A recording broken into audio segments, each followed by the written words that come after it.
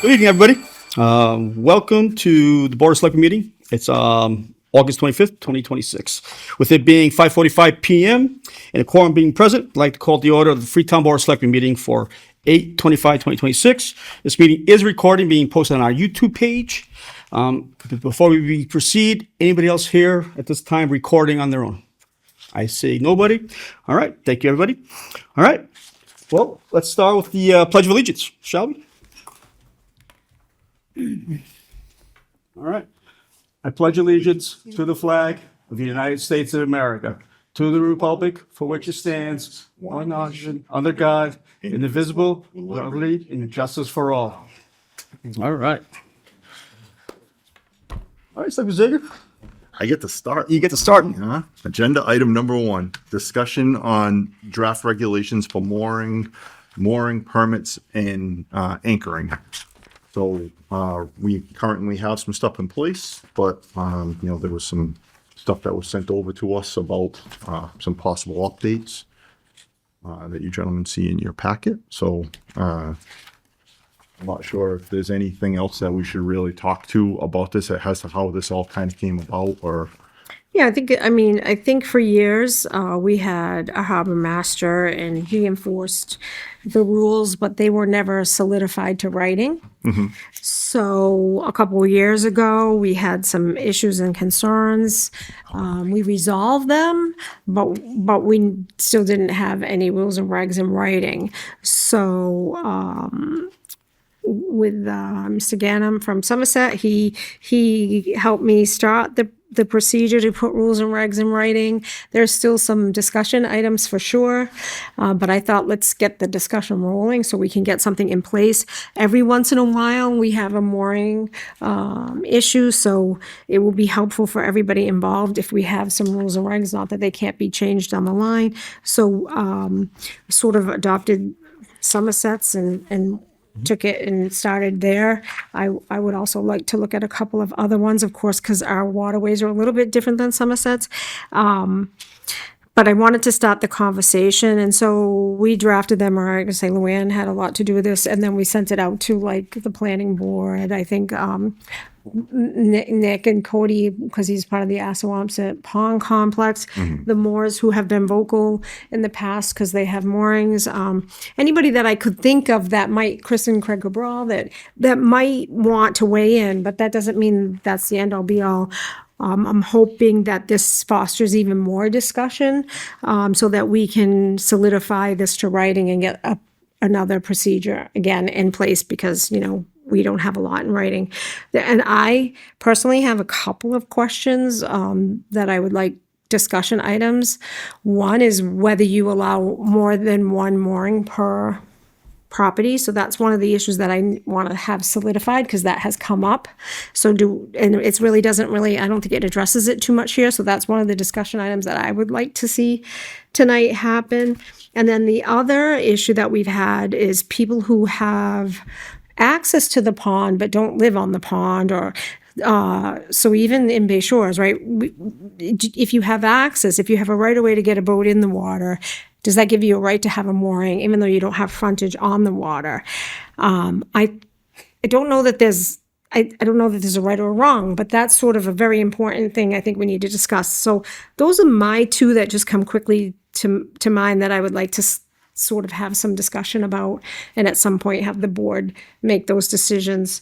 And I'm not sure if you have any, now that you've seen a little bit about Freetown, and we have different. Again, I was caught off guard a couple weeks ago with the long pond. I was looking for that mooring that we were discussing, but I never realized it was inside the pond. So I'm going up and down the Sona River and I can't find it. So we got that clarified.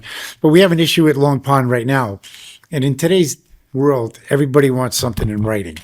So for me to enforce anything, no matter how small or how big it is, I need to have something to back up the decision I'm making. Right now, you guys have nothing. Now, again, these are Somersets. Nothing saying that you have to adopt all of these. You might want to add some. You might have some input on these. But for me to help assist the town of Freetown until you I'll get somebody else to do it, I guess you could say, you know what I mean? I need something that I can Enforce. Right, exactly. And we're not looking for blood here. We just need something that we can have, that if there's an issue, is there something I can go back on? If it's not, then we come before the selectmen and we make a decision, or you guys make a decision. But I need something to start with. Right now, we have nothing. I'm not saying you need to adopt every one of these. Like Deborah has, she has a couple issues. Do you allow more than one mooring? I do in the town of Somerset, depending on the circumstances. And I was explaining it to her earlier. If a set of parents have a boat and their child has a boat or something, they might want to put a second mooring. If you only have one boat, I only give you one mooring. I got people in the river that want to accommodate real estate. I want to put moorings all over the place because they don't want anybody to be there. Right. Or they want it now. I got another issue where people want to put a mooring in and try to rent them to make money. You can't do that. You know, without my permission in the town of Somerset.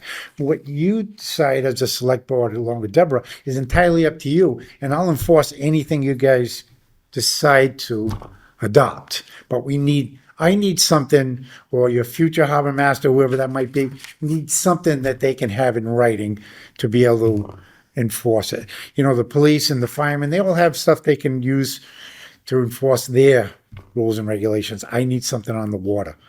How big you make it, how small is entirely up to you folks. You're currently, dealing with Somerset, and your regulations, do you find that they're good enough for you in order to do your job? In most cases, yes. Occasionally you'll end up with a little twist, but we work through it. We work with my selectmen in Somerset. I work very closely with the town administrator, and if we can't resolve it, then we'll go before the board. But 99% of the time, I can get it resolved one way or the other. I guess because, as a town, we've never wanted to be the town that overregulates everything, right? So I like having something in place. I think that's a no-brainer, right? Something that you can go after, but I also don't want it to be too restrictive and then be able to, have people worried about every little thing and then stuff that's contradicting. And I guess I just don't want to overthink The main thing too much. to start with is the people that own property on the water. They own property and they want to have the area behind the house. So they're like the first priority. But see, I have more waterways than them, and plus I have public boat ramps. Like there was a too. question tonight Yeah. about the boat ramp at Long Pond. It's a public access. I know it's state owned. Mine's state owned. I have a thing going at the Somerset boat ramp right now called Cops and Bobbers. There's 50 kids fishing right now with the Somerset Police Department and the Marine Fisheries. It's at my boat ramp. We designate a day. You could do the same thing at your boat ramp at the Long Pond. Or the other thing I do is if somebody wants to put a mooring in and they're a resident of town of Somerset and they don't own waterfront property, I will allow them to put a mooring in and I have a dinghy rack and kayak rack and that Nancy's well aware of, because Nancy and I go back through several years. But, as long as they're using a public access, I will allow them to have a mooring. Still have follow the same regs. You got to have it inspected every 3 years, but I restrict where it's going to go. I'm not going to put it right behind somebody's house that owns waterfront property. I decide where it goes, when it goes, if it goes. I'm not trying to beat my chest, but I want to protect the people that own waterfront property first, but I don't want to push everybody away from boating. But again, that's your choice. If you don't want that to happen in Long Pond, you have a boat ramp in Asona too. We have 2 boat ramps and they're public, and so that was one of my questions. Do you want to allow moorings? Something you're going to have to kind of think about going forward and decide how you want to handle that. I guess apparently we're just going to throw these out there tonight. You guys can, go through them, hash them out a little bit and make a decision in the future. Summer's over now, so we don't have to make a decision right away. No, because I do agree with you. Someone who lives on the water pays a premium to live on the water, right? So they should have that first right. But, Yes. I don't want to restrict it to just people who live on the water. Exactly, right. So there's a balance point. So, yeah. Right. So you just can't say, go ahead, throw a mooring in. Then the next thing you know, like the Moores own property on the water.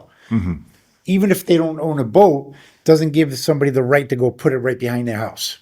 They might buy a boat. I don't know if they have children, but or a family member might buy a boat and want to put it behind the house. So I restrict an area around the house, and again, that can be set up as a parameter. I mean, I think we get something started, we tweak it a little bit. If you guys are happy with everything, then we just, you guys can adopt it. Yeah, because I also do think that, to your point, is things are going to evolve, right? We can put something in place to start, but I think that stuff will change as we go along. We might say, oh, geez, we never thought about that when we made these regulations. I mean, it happens with everything else, right? Right. So, Right, without anything in place, it's hard to enforce anything or deny somebody, or, it's just, there's nothing to back yourself on. Yeah, I mean, we don't have applications, we don't have procedures, so we don't even know who has moorings right now. We don't have that information.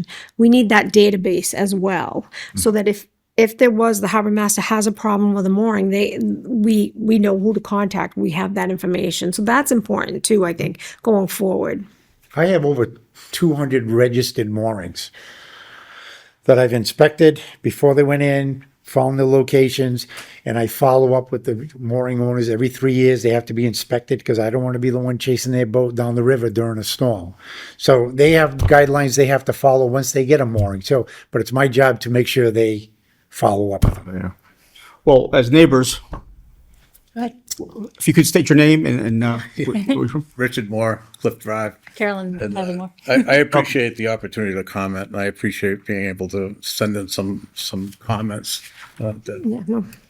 And, the concern was, how and where the mooring fields going to be determined and located. I mean, that's a small water sheet up in Sonnet Bay, and it's split with Berkeley. I mean, the line to the west side of the Sonnet Bay shores goes right up the middle. And there's very limited water outside of the main channel going up to the 24 bridge. So I'm not sure how you place moorings. Well, I think I think you're going to find a lot of the waterfront property owners are going to start hearing about this, and they might want to try to accommodate an area for a mooring. But again, we have to determine if there's a space available, first of all. If there's nothing available, then you can't issue a permit if you don't have a space available for somebody to put their boat with public access if they're not waterfront property owners. So every situation could be different. We have a permitted dock, through DEP, Chapter 91. Chapter 91, and the concern was, okay, somebody drops a mooring in front of us, now I can't get off my dock. And the channel there. There's not much really of a marked channel. It's- But again, if you have something in place that prevents somebody from putting a mooring directly behind your house. Right now, I have nothing that I can say, you can't do that.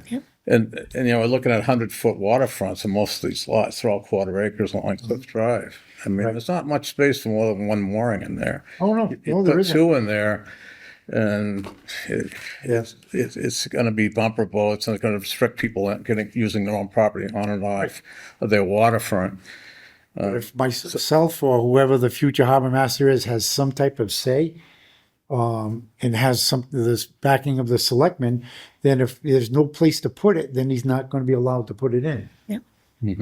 And again, that's the selectmen or the harbor master's decision at the time. No, Right now, there's nothing.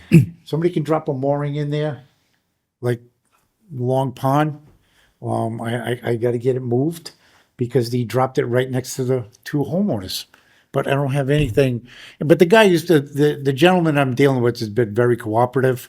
I'm not getting any pushback. So, I mean, that's a good one. But if he wanted to push back, he'd say, where does it say I can put my mooring there? We don't have anything. Yeah, because one of the things I think about is to their point is most of the lots are quarter acre, but there's also a lot of half acre lots in and around the water. So if we can't restrict it based on one lot. If it's a double lot, then do we say so do we restrict the amount of moorings based on the size of the property? Right. So that's something for us to think about. And I'm not saying right now, but I don't want to say I own a quarter acre on the lot. I can put up one you own a 1 acre on the water and you can still only put up one, Well, so. again, that's point. that's your decision to make. Like I said, if the individual owns property, has a couple of boats and wants to put, then I can justify it. But for somebody to commandeer space on that larger lot, just so somebody can't, I wouldn't put it behind his house anyway if I have other options. I mean, even if I don't, I wouldn't put it behind their house because I own 2 houses on the waterfront property on the Taunton River in Somerset. And I have 2 moorings plus a dock. And my kids both have boats and they keep both of them on the dock. But if there's a storm, I'll put the boats on the moorings rather than, but I do have 2 moorings. I own 2 properties. But I mean, I could go drop moorings all over the place, but I don't take advantage of my position by dropping moorings all over the place. Yeah. Okay.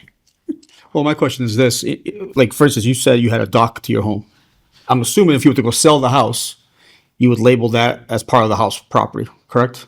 It is part of the house. We have a Chapter 91 license with the state of Massachusetts, and we pay taxes on it. It follows the Part of, property. it's the part of license. the Follows the property. prop. So that's where I was getting to. So a mooring, would that, if we added to the acreage of each parcel, we've essentially potentially increased the value of that home because now we've given them water access. Right. So, Right, so- if the Moores wanted to put a mooring in behind their house, even though they have the Chapter 91 license, that mooring would go with that property. Right. It's another selling advantage. And it would be the same thing. You have the boat at the dock, but a storm's coming, so you put it on the float. So you don't rip out your dock when the storm comes in. It makes sense. But Carolyn Kylie Moore. But the thing is, you just don't want to block the channel because there is only so much navigable waterway on the Sonnet River, and it does shoal out considerably, with the tides and things like that. So you just want to make sure that wherever the boats do go and wherever you do put the moorings, people can get from here to there. Because that's the situation that we ran into last year, was that we had moorings in places where people couldn't get by because they were in the channel.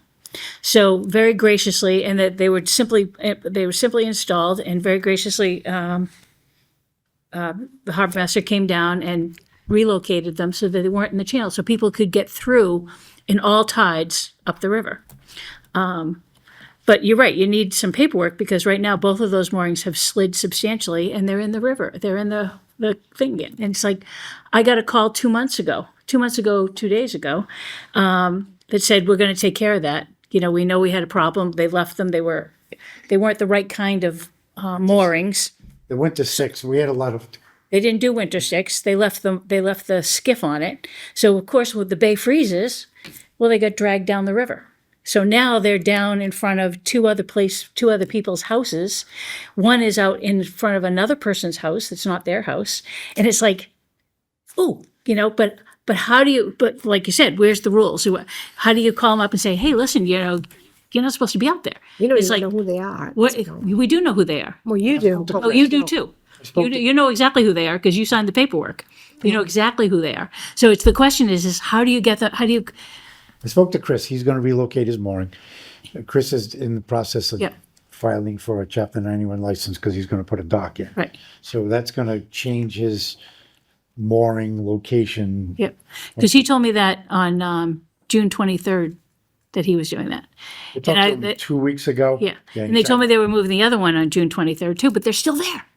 And it's so funny because you look out and you're like, okay, the Cormorant's having a great old time over there. But I don't even know if they can use them themselves right now because they're in super deep water. I don't even think they're touching the bottom. Well, Chris never put a boat on it, I believe. He had rented it to someone else to use it. All right. Then the other guy put a boat on it for like a month and it was it. Yeah.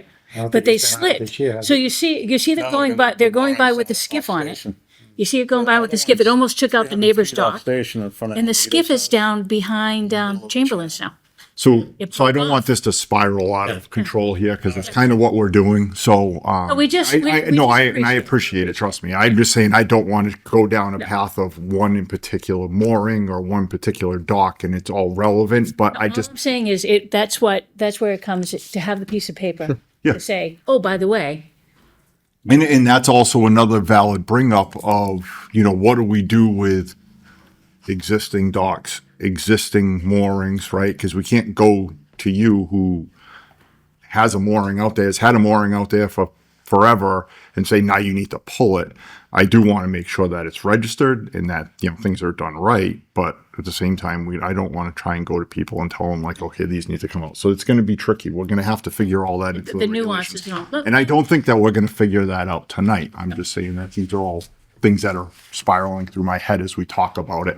but we appreciate the effort. Absolutely. You got to start somewhere, right? You have to have a baseline to do anything with it, right? Right now, we don't have a baseline. This is what this is for, to create that baseline. So more of a logistics question. You've mentioned a lot of things, from inspections, from the concrete moorings to the throttle pins. You talked a lot about things.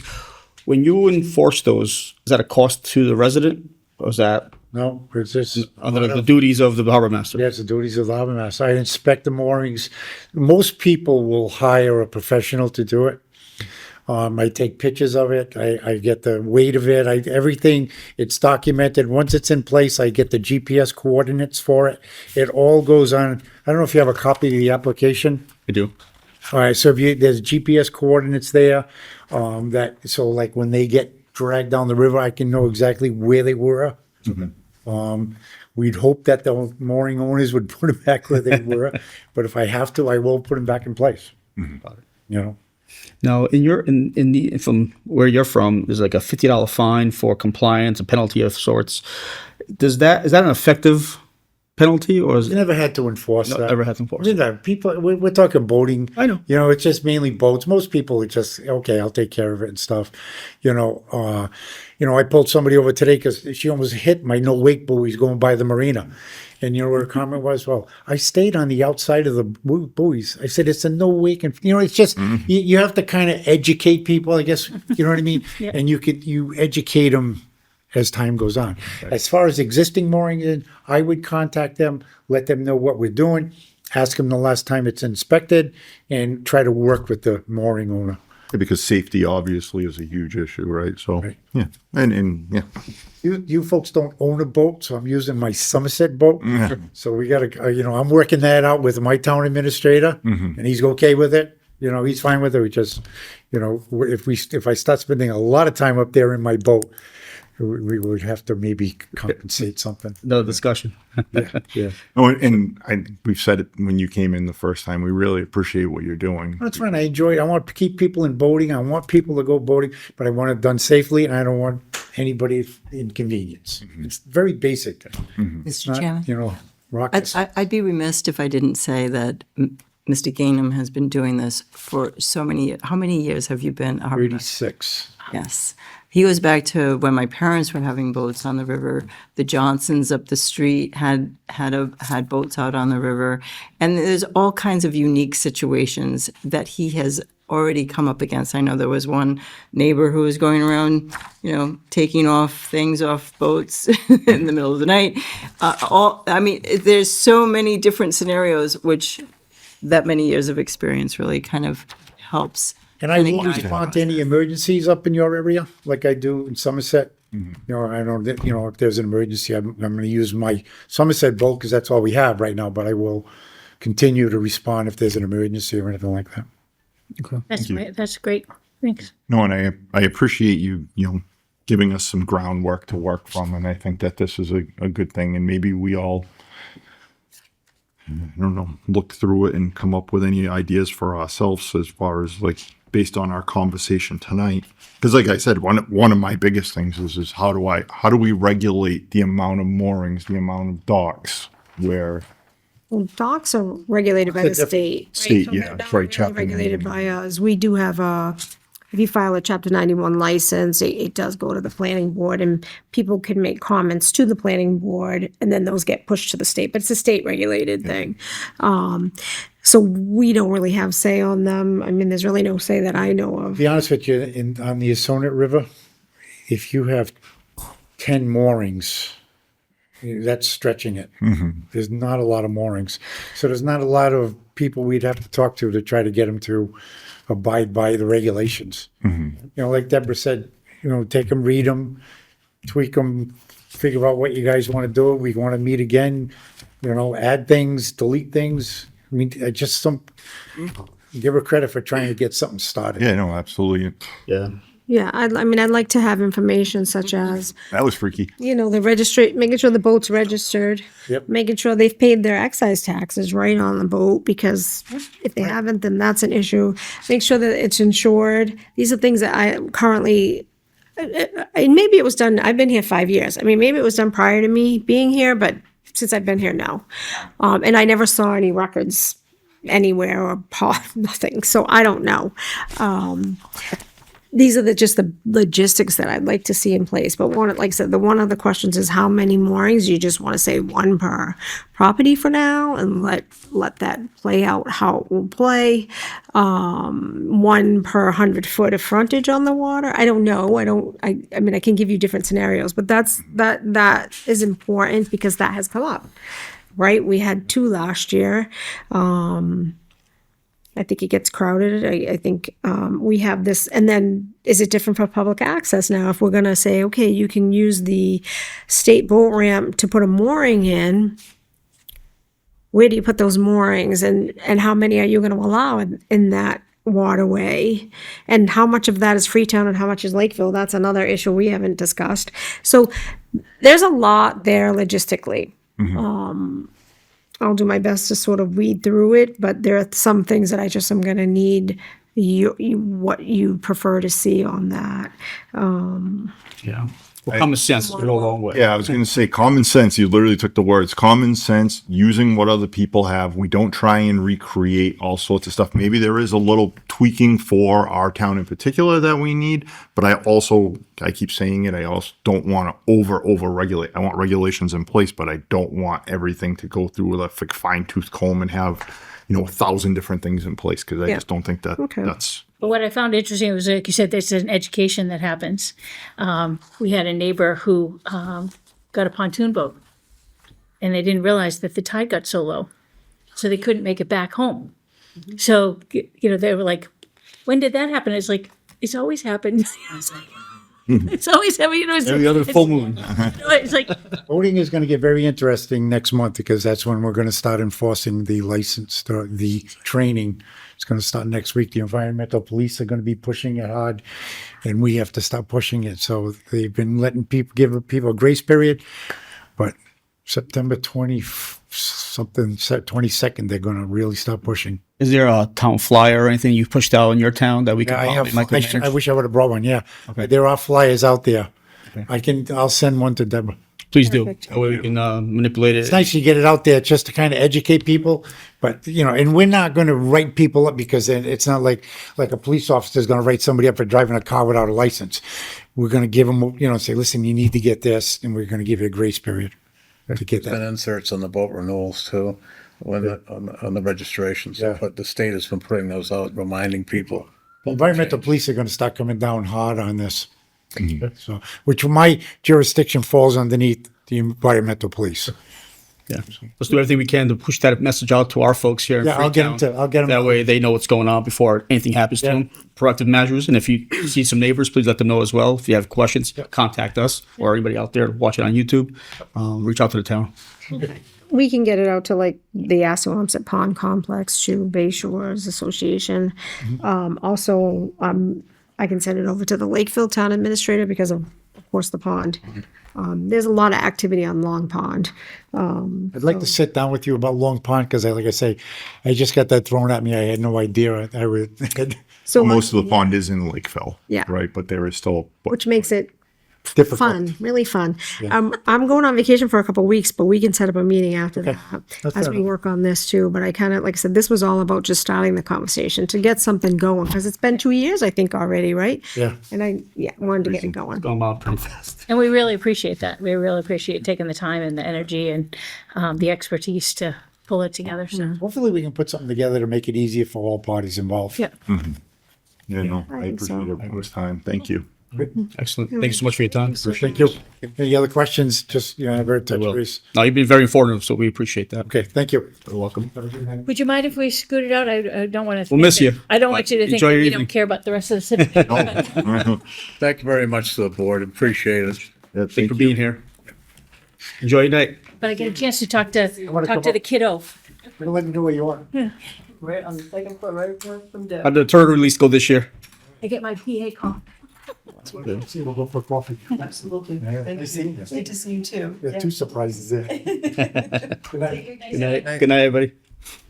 We just lost half our audience. I know. It's like, it goes our metrics.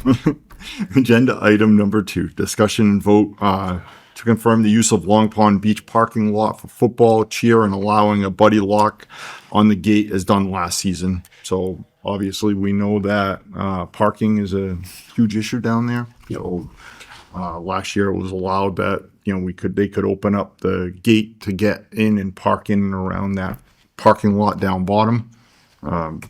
So I guess it has to come back on our agenda again, but it's in my eyes a no-brainer because we need all the parking we can get, plus some, right? So, Right. Yeah. Can't lock in the residents that live on the hill back there, right? Yeah. So I've used it over the years for different events, and it seems like a pretty well-run organization as well as agreement between us and them, right? So trash has always been picked up and things like that. So as long as that so continues. that was it. You actually took it from me. So the two things is making sure that they pick up after themselves after the event, that we have people there to pick up. And then also, it was brought to my attention that we will have the porta-john pulled out ahead of time, but football cheer has their own porta-john in the area. So I just don't want anyone to rely on that. So, but beyond that, I mean, I really don't have an issue for it. I think it's a win-win. You guys have anything? It'll save us from going, opening and unlocking the gate at dusk till dawn every single day. So it's a win-win. Yeah, absolutely. All right. So with that, I entertain a motion to confirm the use of Long Pond Beach parking lot for football cheer and allowing the buddy lock on the gate as done last season. I make that motion. Second. All those in favor? Aye. Aye. All right. Over to you, sir. All right. Thank you so much. All right. Continue on to agenda number 3, update from town planner on the Department of Energy Resources, clean energy siting and permitting regulations for small clean energy projects. Hello, Nancy. Hello. Good evening. Good. How are you? Welcome. Thank you for having me here tonight. There are a couple of items that we're going to discuss. I'll try to go through it quickly. But please stop me if you have any questions. I know you had some. Of course. How's that? Is that better? Sound the same. Perfect. So the first item on the agenda is the Department of Energy Resources has come out with a new permitting process for communities to adopt. They were geared to do this on the Climate Act in 2024. We heard about it probably last winter. Someone came to the planning board and discussed it with the planning board members, as much of it will go through the planning board's activities. The new part is that it's going to be consolidated. Consolidating meaning that all of the permitting divisions will have to have all of the permitting done within 12 months. If we don't make the 12-month deadline, then they get what is called constructive or automatic approval if even one of the divisions doesn't provide their information, which will be important for you to know Absolutely. as we don't want to ever end up with constructive approval. This covers solar and battery storage. The solar is up to 25 megawatts, and the battery storage is 100 megawatts per hour. That's how they regulate that. Anything over that, larger projects than that, is going to be done at the state level. And they have a 15-month process. It's called, and the State Energy Facilities Siting Board will be the one that will be administering those permits. Somehow, we still have a seat at the table and would be called automatic intervener status, which it's not clear to me yet, based on the documentations that they provided so far, as to what that actually means. Now, they've been accepting applications since July. I'm assuming that no applications have come in from Freetown because we have not received anything from the state saying that something has come in, so I'm assuming that hasn't happened. I'd probably preface all this with, I do believe that this region, until the substations are upgraded, are saturated. We have many projects that have already been permitted before I even came to Freetown that have not been developed because they're waiting for that substation to be uplifted. So I don't know if they came a little late to the game, and that maybe there's more to reasons why the state is now focusing in on this particular piece. But our next steps will be to have the town vote as to when they wish to begin the process. The latest we can do it is October 1st, 2026, so that would be the date. And then we have to announce that on the website or in an advertisement in the newspaper. Obviously, on the website is preferable, it's less expensive and more easily and readily available to us. The next step would be to identify a local representative. Now, normally, their local representative would be the town administrator, and I know Deb's were very excited about this idea. We're excited. She's like, just dying. If looks could kill. Right, it's just like, but you can appoint someone to do that, and I'm assuming I know where that appointment is going to land. I don't have to ask. But I'll preface this with also, I am going to have to consolidate and collaborate with all the different permitting agencies within our grouping. I don't have any authority as I am their equal. I'm a department head, just like any of the other department heads. So there has to be some measure of the town administrator at least providing that opportunity for them to understand that they are part of the bigger picture, that we're going to be working collaboratively together to make sure that the permits are running concurrently, and that we're going to end up with a final decision together at the end within 12 months.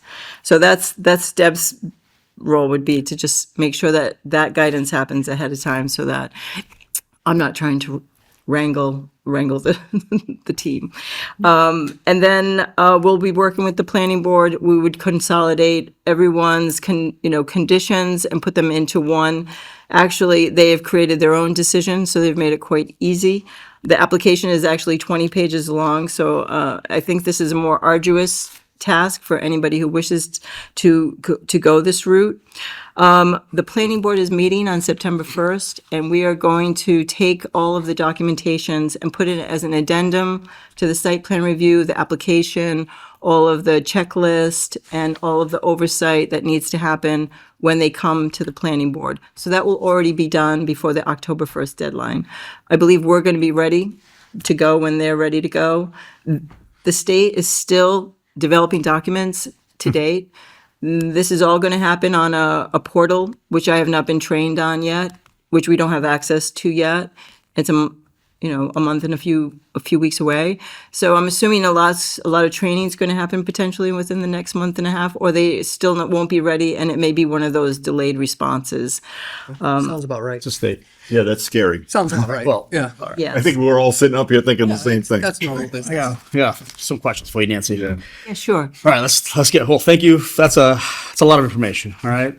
How is this? All right. So back in June, we had a similar conversation regarding a town meeting, and we kind of scuttlebutt that for the time being. How is that different or similar to what we're talking about today?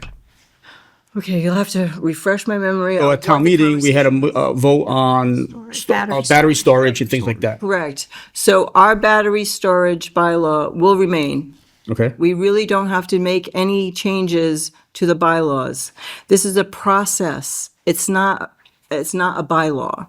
So you're in good shape because you both have the solar and the battery storage bylaw already in place before this happened. Okay. We wanted to be prepared in case anyone should want to do a battery storage project, knowing full well that this is going to be the next interest, this will be the next subsidized projects that will be coming our way. They need these in order to take any excess electricity that's being created by the solar projects and have a place for them to be stored so that they can then be held before it gets onto the grid when it's needed most. Obviously, all these things make sense. Where we want them to go is most important, and we have those measures already set in place by the battery storage bylaw. This won't supersede our battery storage bylaw, so that's good news, right? Because that's what it's for. This is a permitting It's a process permitting process. that they basically have taken away from the town Yeah. and said the state's going to pretty much now oversee the permitting process. And that's where my next question comes into play, right? Town says no, state says yes. Riddle me that. Who wins that? Who wins in that scenario? You're telling us we have 12 months to get all our check boxes in a row, or essentially here you got this, right? Does the state follow the same procedures? You have to check every single step, or can they skip steps if they need to? Right. So what I've seen so far, their steps seem a little different than ours. Oh, I'm sure. So That's my concern, right? Yeah. So let's say, it's a beyond the 25 megawatt capacity, it goes to the state, right? Absolutely. Or, so we have zero say in the matter. They get first chops at it, and they could tell us the last possible second that something's going in. How's that work? What do I tell my residents when they come to us saying, hey, I don't want a battery behind my house, battery storage, which I don't blame them, the humming and all the different things. So what do I tell them? How's that work? So that's not clear. The Get out and guidance- vote. Yeah. Yeah. Well, Vote your state reps, because this stuff is coming down from the legislature. We can currently say, though, with the bylaw we got passed, that we're restricted to industrial zones right now, and the state would have to go by our bylaw to approve anything currently I don't that we know of. Well, we don't know if they're going to change the rules Right. later, but I would say currently, Done everything we possibly can in order to restrict or prevent it to To the certain industrial, areas. exactly. from the meeting we did have with Connor Rocket, That's exactly real name, Yes. he did say that they would, at the time when he said it, that our bylaw met the state's suggestions or whatever. And They we have- did ban the higher percentages, So higher wattage. what if we say no and the state says yes? How's that work? Who wins? That's what I want to know. Because at the end of the day, this sounds a lot to me like we did back in 2012. We created the zoning for the different type of housing, like Freeman Circle, for instance. Yeah. Then 10 years later, we have the MBTA's Act. Supersedes our local authority. So again, shoving it down our throat, and for lack of better words. This feels a whole lot like that. So I'm trying to prepare our residents now versus a year from now, the state says, oh, by the way, the park is now a battery storage area, which then nobody wants. So I, to be honest with you, the documentation that they've provided so far, the questions that I've asked at multiple meetings, it gives me no reason to believe that the state would overturn something that the town had approved or disapproved. It would go to court at that point, I believe. I don't know what the state will do, especially since much of what they've already provided me is half measures. yeah, They're not quite done, but you still have to do it by October 1st.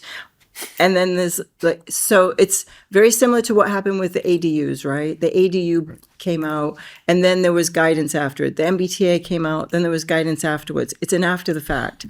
If I had to put on my professional hat and say to you, my guess is the direction that this is going is because this is a permitting process. All of the changes to 40A, 3A included things like agriculture, childcare, and then shortly, sometime about 5 or 6 years ago, solar came into play, and solar was put into 3A, and that's a by right section of the bylaws. Right. So solar was really the first thing that they moved forward with without assistance from the communities or allowing the communities to make their own determinations. And then wham, bam, there was MBTA. That came right after that because they found the hole to drive through. And I believe the permitting process is going to run similar to that. And that it's going to be, this is like the first introduction to a state permitted process. That's what I'm gathering. yeah. Yeah. Sounds like you've been having a lot of fun. Yeah. At these meetings. One of the other things you talked about was the 12 months, right, and the timing. And I think I don't think that should be a big issue because I get what you're saying is you having to go to, and forgive me because she's sitting behind you having to go to Cheryl and say, Cheryl, this needs to be done by tomorrow, right? That's not your position, but I wonder if we set something in place so that they have each department head has a certain amount of time or each person has a certain amount of time to go through it and deal with it. So that way you're not having to deal with it and having to run to Debbie. And I think everyone's pretty professional and good at their jobs, but I'm Absolutely. just saying to have stuff in place. I just wanted to let Deb know I'm going to be leading Deb to help me We're going to set up a Regular meeting cats. after, sometime after I get back on vacation, early October. I'm not expecting any issues with the departments and their responsibility. They just need to be educated. Where am I? This is, Wanted to this be is, all new. I think that's why I wanted Nancy to come and present to the board, because oftentimes you're not aware of what's coming down in that arena. And so I just thought it might be good for you guys, because there's a lot more I'm sure is going to talk about tonight. Because there's a lot of things coming down from the state to the towns, mandating the towns to do certain things. And I'm thankful that we have a town planner, I will tell you that. Because I don't know we had this discussion, I don't know what towns are doing that do not have a town planner to navigate all of these changes, because it's a lot. I don't think they're doing much. I don't think towns that don't have someone sitting in the seat to help communities could navigate this. I'd have to, if I was to guess, just over the past couple of months, I've probably spent 3/4 of my time on state initiatives based on their zoning and this new permitting piece that has come through. And we'd be naive to believe that if a developer didn't know that was in the game of doing something where they couldn't go in order to get stuff done based on that, right? So we appreciate it. I can say we honestly, because I know we all do. Nancy's right? an asset. So I do. I appreciate Happy it. to be here. I do. I usually never use the term "we" when I'm talking about myself. I always say, but in this case, we. Thank It's you. mutual. Yeah. I'm really happy to be here Thank you. every day. So just so that you're aware that it's a mutual agreement, and I'm happy to be amongst you all. Thank you. It's a wonderful community to work for. Well, thank you. It is a wonderful community. It is a wonderful community to work for. I enjoy it every day. Now, Nancy, before I move on to number 4, is there anything else you want to add for this one? No, but that's all I have right now. More to come, I'm sure. And I'll be working through the planning board and helping them, guide through this process. And with Deb when we get to that point. Yeah, I don't keep us updated. expect anything. That's the thing, is I don't really expect a lot of applications. And since it's their applicants, they can go our route. They can take out our application and we can just take them through the process, or they can go this route, which I see it as more arduous. I was like, wow, you're asking for an awful lot. Right. Yeah, Yeah. All right. Thank you, Nancy. you're welcome. All right. Agenda item number 4, update from the town planner.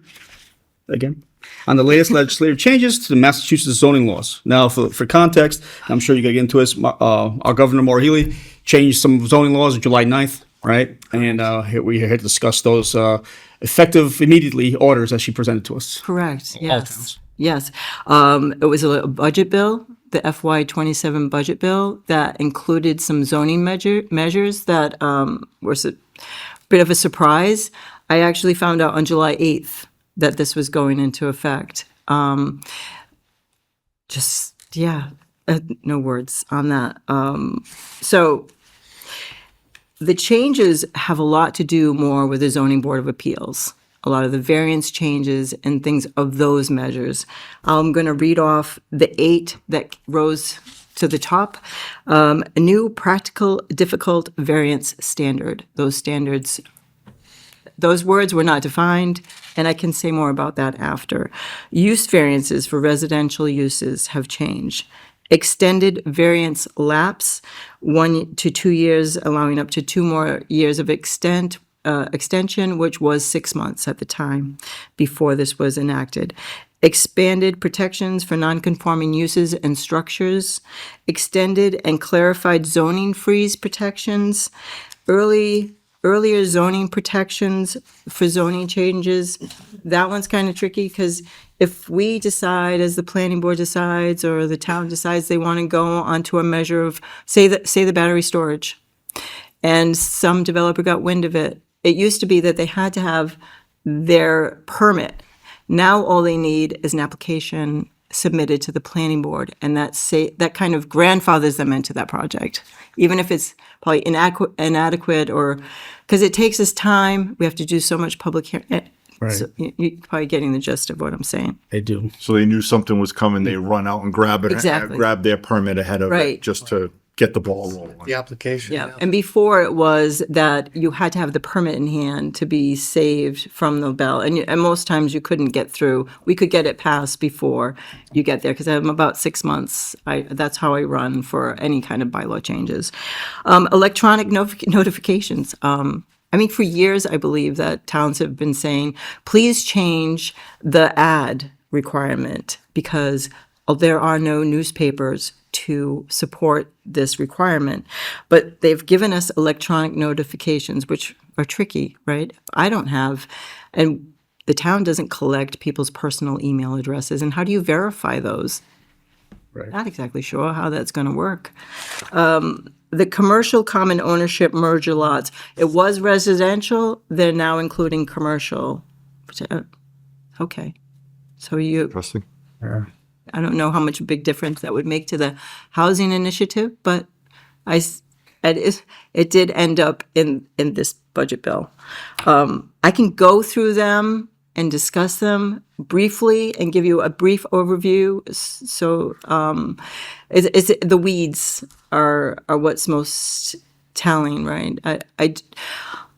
I beg to differ with the state in that these measures are going to bring more housing that's attainable. I'll call it attainable instead of affordable, because I don't think we'll reach affordable, but attainable for anyone who is interested in breaking out from those who have just graduated from college or looking to start a new family, or someone who wants to downsize. I don't think these measures will reach those people. I don't even think they're going to actually build more houses. It just makes those people who wanted to build them more accessible to them. Right.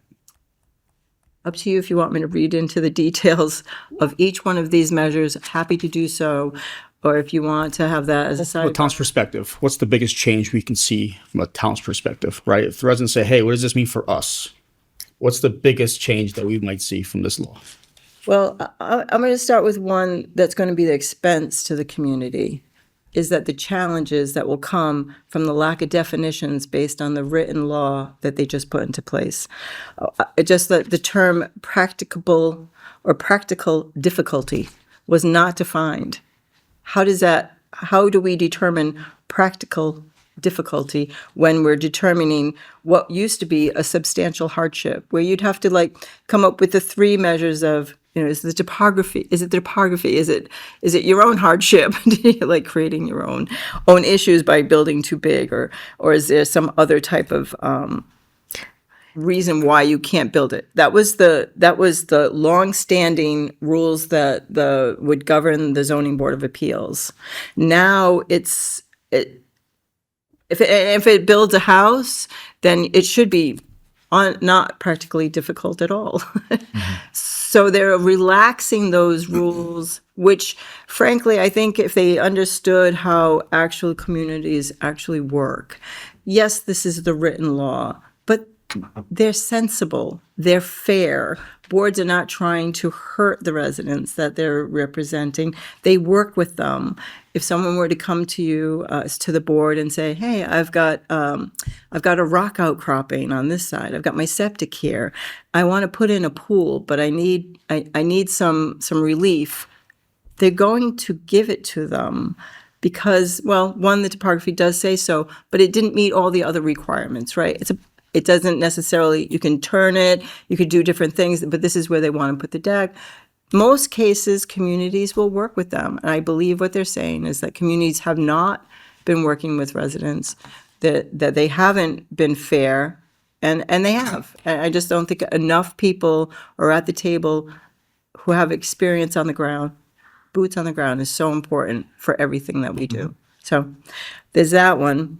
So sorry to cut you off, Nancy, but you think that based on what they're doing, we're opening ourselves up for more litigation because of the planning board, ZBA, someone makes a decision based on what they see is right, and then they're going to go and because of this and how vague it is, Exactly. come back at the town. Exactly, because it hasn't been defined. So it's going to need to be defined, and the only way to get it defined is to go to court and have a judge help us define it. We don't want to be that community.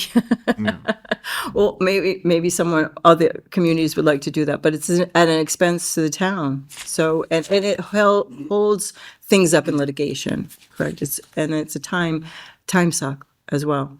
Is there anything we can do in our own bylaws that would help that? We can't change this. This was already enacted by legislation. There is nothing that we can do to change it. They I didn't would know have if we had could to put define something it. to kind of work alongside it. I didn't know, so it was worth asking. Oh, yeah. No, I wish that there were things that we could do, but this is in their 40A. Yeah, I think that the ZBA as a board will sort of establish their line, right? And they'll stay fair and consistent as they do.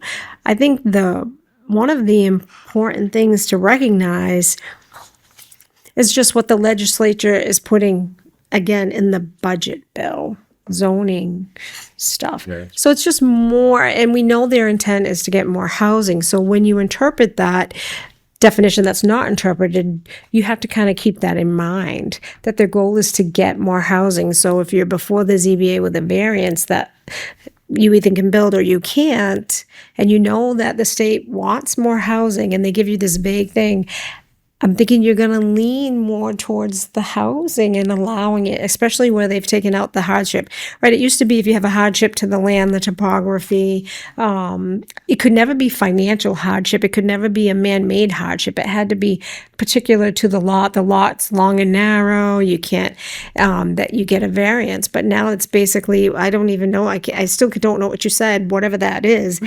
I guess you interpret that any way you want, but I would assume our ZBA, knowing who they are, they're going to come up with their standard and they'll consistently apply it. Will it hold up in court? None of us will know that unless it's challenged. Right.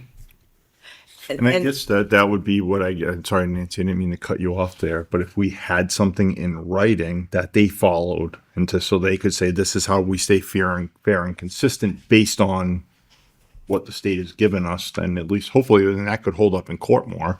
I don't know. I think it will be difficult because every scenario is always different with ZBA, right? So I have provided them with a variety of different legal opinions based on what was put out by the state. So that, because not one of them got it all right. So you have to go to each one and kind of look through them and kind of try to tease out what does this actually say? So that has been completed. I also did my own and put it into a document. I've shared that with the boards as well, so that they're aware of kind of the skinny of it all. And then if I had to make a recommendation, I would have someone come in if the boards felt it was necessary and kind of go through it with them and ask the more legal questions, which I can't answer for them. I can go to a certain degree, but then I would have legal counsels talk to them. And if that's what the boards needed to help guide them through this process, then that would be the recommendation.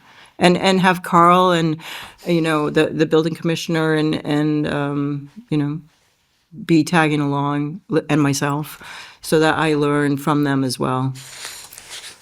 Keep us out of trouble. We appreciate that. I would also say that there are pending items. You may have heard some things about duplexes.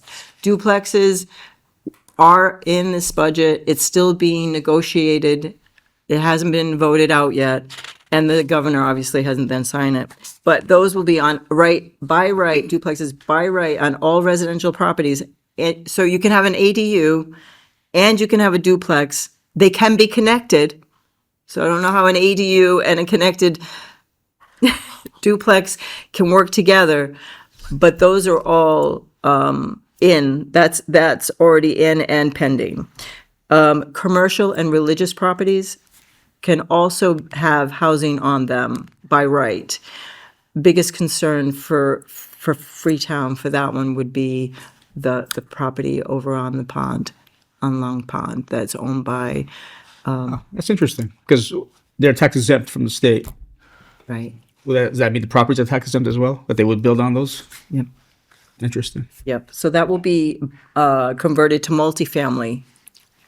And then site plan review reform will also happen with a 90-day time lane that has to be done within 90 days. And interestingly enough, they're going to allow municipal staff to approve. So I'll assure you, there will never be a day where this municipal staff person will approve a site plan review without bringing it before the, yes. I see your face. I thought so too. I was like, what? Okay, so and then ballot question 7 will allow single-family homes in a residential district on 5,000 square feet with 50 foot of frontage with water and sewer available. So that may be, some of the places, not all the places in your community, but wherever you extend water and sewer, then that's an opportunity for very tiny lots. And that's regardless of current bylaws. Yes. And that's on the ballot. And so here's my question. We have, 5,000 square feet, an eighth of an acre, Yeah. right? I own an acre lot on the road, has sewer, has water. Can I break that up into 8 individual lots and put houses on 8 individual lots? I'd be able to, but I don't, it's like- not enough out there, but yeah, I don't, 50 feet of frontage. Yeah, as long as you meet the requirements. So that becomes basically a Form A lot at that point, right? Because it meets all the requirements, so it doesn't need to come in front of I anyone. know how that even is, to be honest with you, I don't know. That's what I'm saying. I understand where there was lots that were broken up before, right? That combined or whatever. We've had issues with lots that are, they weren't conforming lots, and now all of a sudden, because of this last change, became a conforming lot. Correct, Right? yes. So that was a little bit different. But you weren't able to take a lot and break it up. Where with this, based on what you're saying, is I can take an existing lot and break it up into 8 acres and basically turn anywhere we have water and sewer into a city street. Yeah. Because you could take an 1/8 acre, put a house on it, that's a duplex. Right. So With it's an not. ADU. Well, I don't know if you'd be able to get all of that. You can get everything. But yeah, you would be able to. It would be a duplex. You could put a duplex. That would be. Yeah. In an ADU, yeah. But then Well, I think it's single. I think we're going down a rabbit hole. It's- with yeah, that, but- single I think family. it's single family For the homes. 5,000 square feet. Yeah, it's a single family home. Oh, it does say okay. Yeah, single family. Still. So the single family in an ADU. Right. Yeah. Welcome to Freetown. It's I understand what the governor's trying to do, in a sense, but at the same time, there's a reason why people move to smaller towns to be able to enjoy the outdoors. And I hear it. I think it's a right that everyone should have some place to live. You just got to make sure you can live there, right? So I do agree. I think what's missing in the conversation too is, yes, you may have a water and sewer line. Maybe you have that. Okay. In many cases, we don't have that. Right. You have, and I've tried with OSRD, which is Open Space Residential Design, try to make that lot as small as possible with water and sewer on it. It doesn't work on small lots. You can't have your water and your septic too close together. It's not healthy for obvious reasons. But then the overarching picture is the water supply and the capacity for sewer. Many of the places that we currently have that have sewer available to us are at capacity. So if we keep adding more housing, you're going to have to upgrade them. I guess the state will pay for that. Water, on the other hand, we don't make more water. I don't care who it is that wants it. You're not going to make more water. Currently, you have the communities of Fall River. Somerset has access. Swansea has access. Freetown has access. Westport, Dartmouth, and who else is included in that bunching, has water supply available to them from the Assawamsett complex through Fall River. But then New Bedford also has Assawamsett Pond complex rights. And that's New Bedford, parts of Dartmouth, Fairhaven, Acushnet, all watered and much of it sewered in those areas. Then the town of Rochester, the towns of Marion, Mattapoisett, and Fairhaven get water from Snippatuit Pond and Mattapoisett River, which is connected to the Assawamsett Pond complex. How much can the Assawamsett Pond complex provide water to all of us and not get stretched? And we're in a drought now. We're not at the highest level of a drought, but we're in a drought. So where are we going to get all these great resources? I just don't know. And frankly, the groundwater and the surface water is interconnected to each other. And if you pull off too much of the off of the surface water, you're going to impact people's groundwater. And that conversation I don't hear happening enough when they're having these,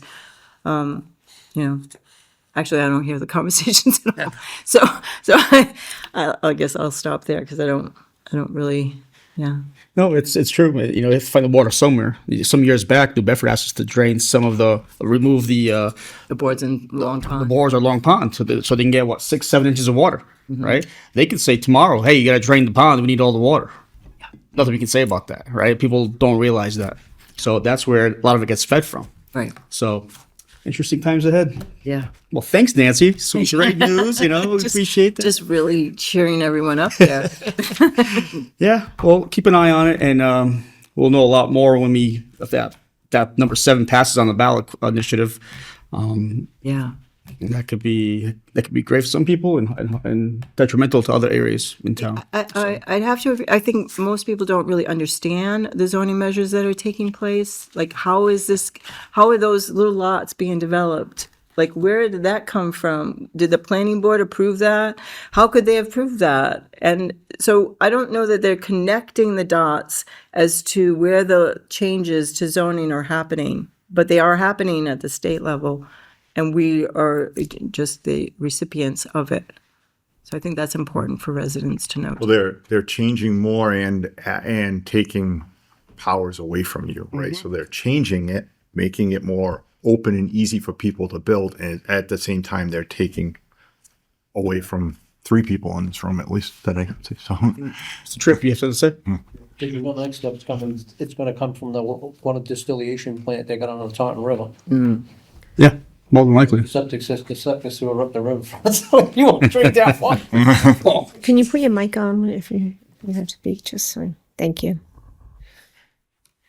yeah, All right. Well, I do appreciate you coming in, all honesty, Thank you. because I hear bits and pieces, but not to this level. So I appreciate it. I Absolutely. gained a lot of knowledge.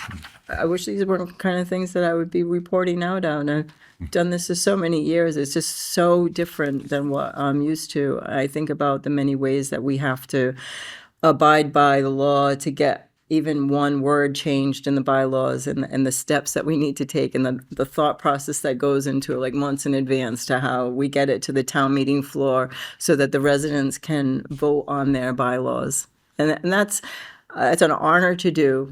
And I want to make sure when I bring something forward that the town would like to vote for it. So I get their feedback in advance.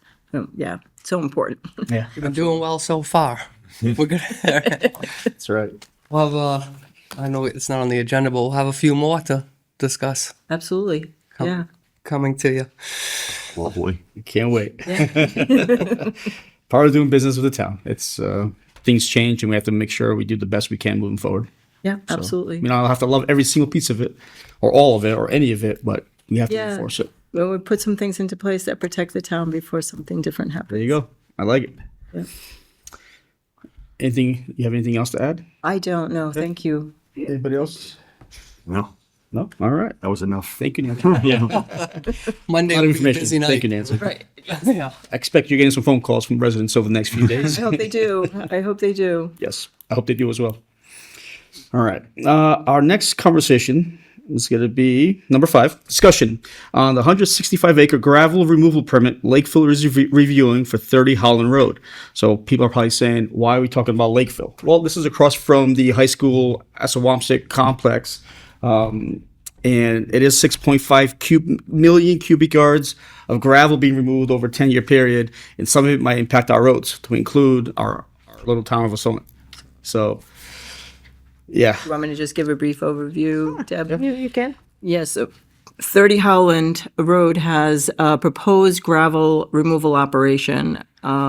And there'll be a meeting at the Lakeville Select Board on September 1 at 6 p.m. at the Lakeville Police Station. Like you called it just right. It's 6 million cubic yards of material being removed. It's 167 acres. It is a behemoth. The transport looks like they are going to go off Highland to Freetown Street to County Road to Route 140.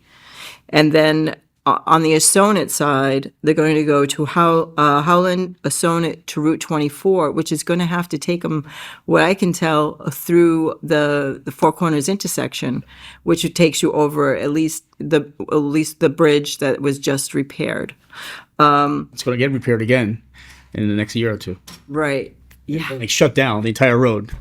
No, I think she's The talking other about bridge, the yeah. existing one. The one that was just. Sorry, Elm Street Bridge. Yes. Yes, It you're would right. they're gonna take a right right. at that for and past town hall. Exactly, and go up the hill. Or left. That's a tough turn. No, it's a tough turn either way. Yeah, I'd say, to go over. Is this the old pig farm? It Basically, is. Yeah. It is. It was 500 acres, and so they have a lot of area to tackle. And I believe, and I think Deb will probably tell you, there's a lot of good material in there. Yeah. There's a rail that cuts through a portion of the property, and it looks like they are trying to get a spur to the location to remove the material via rail, which would be the smartest way to go if MBTA will give up some of that right. The neighborhood I see most impacted in Freetown is Morton Drive area. That subdivision that's off of Howland, but Morton Drive is the road that's at the very back side. There's a 100-foot setback to those properties, and then they're going to do a 400-foot setback off of Howland Road in Lakeville. And it's going to be close to the school as well. They're going to operate for more than 10 years, so this is a long-term project. This is going on for a long time. Their hours are Monday through Saturday, 7 to 5, and they're proposing street sweeping on Howland Road.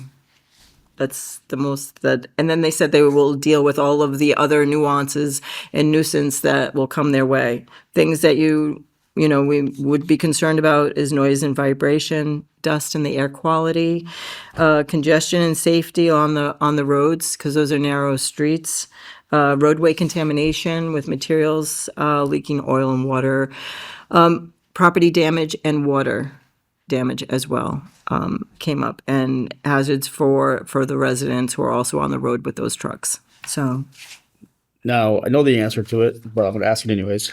Can we say no to them? Say, no, you can't use this Four Corners. You can't use our roads for this. Road. I don't know that we can say no. I think the intent of, and thank you to Lakeville for sort of giving us information, is to send them our concerns in writing and ask for maybe some concessions. I mean, I think we can say we'd prefer the truck traffic not to come through Four Corners because of the safety concerns of the Four Corners, or the issue we already have at Four Corners. I mean, I think we can ask for that and recommend, like, could you, like we do with Excel, like we ask Excel not to drive their trucks through Four Corners. And then every so often they start coming through more frequently, and I'll call them and say, hey, please, and then reroute the trucks for a period of time. I think we can ask that. Can we say no? They're public rights of way. So I do not believe, unless we get a vote that says a weight limit, right? You see that sometimes. There are no trucks over 6,000 pounds, that we can legally stop traffic on a public right of way. Yeah, I mean, it makes me feel good that they're not taking a left and going over the bridge that's going to be repaired. But then it's also another bring up. But you don't know that they aren't. They didn't say they wouldn't. They could be going So then it's If I'm driving a state road. truck, I'm gonna. Yeah. it's going to be a lot easier to take a left Yeah. than it is to take a right. Around And that then main corner. when you're doing I'm I'm gonna say it, but it does, nothing's in writing yet. If we do a roundabout there, right, and we're doing something's gonna be done at that four corners, right? Whatever it is, if there's construction that's going on there, then we have an issue of trying to do construction with X amount of trucks by driving by. So that's an issue. Right. Dust. And then what did we just talk about? Water, right? What is that gonna do to the water in the area? So we did the water. Wells in that area. Yeah, no, it's, My primary concern right there is that's not our town. I understand that Yeah. impacts us, but also those are our kids going to that school across the street. I think that's my concern is the kids get out at 2:00, 1:30, 1:45. They all are coming out of the high school. Yeah. Parents are picking up. Drivers. And then there's a lot of truck traffic. So that's a concern. I don't know how to address that, but I'm sure that they're having the same conversation in Lakeville. I'm sure that they're not naive to any of this. They did have AA Will back in the day. I think, I remember that and the controversies that were surrounded that. I think our goal was just to bring it to your attention that this is not a gravel removal permit. This is a gravel pit. Yeah, 10 plus years, 6.5 million cubic yards. Those are tens of thousands of trucks in and out of that facility for the next 10 years. and here's the thing is, Tens of thousands.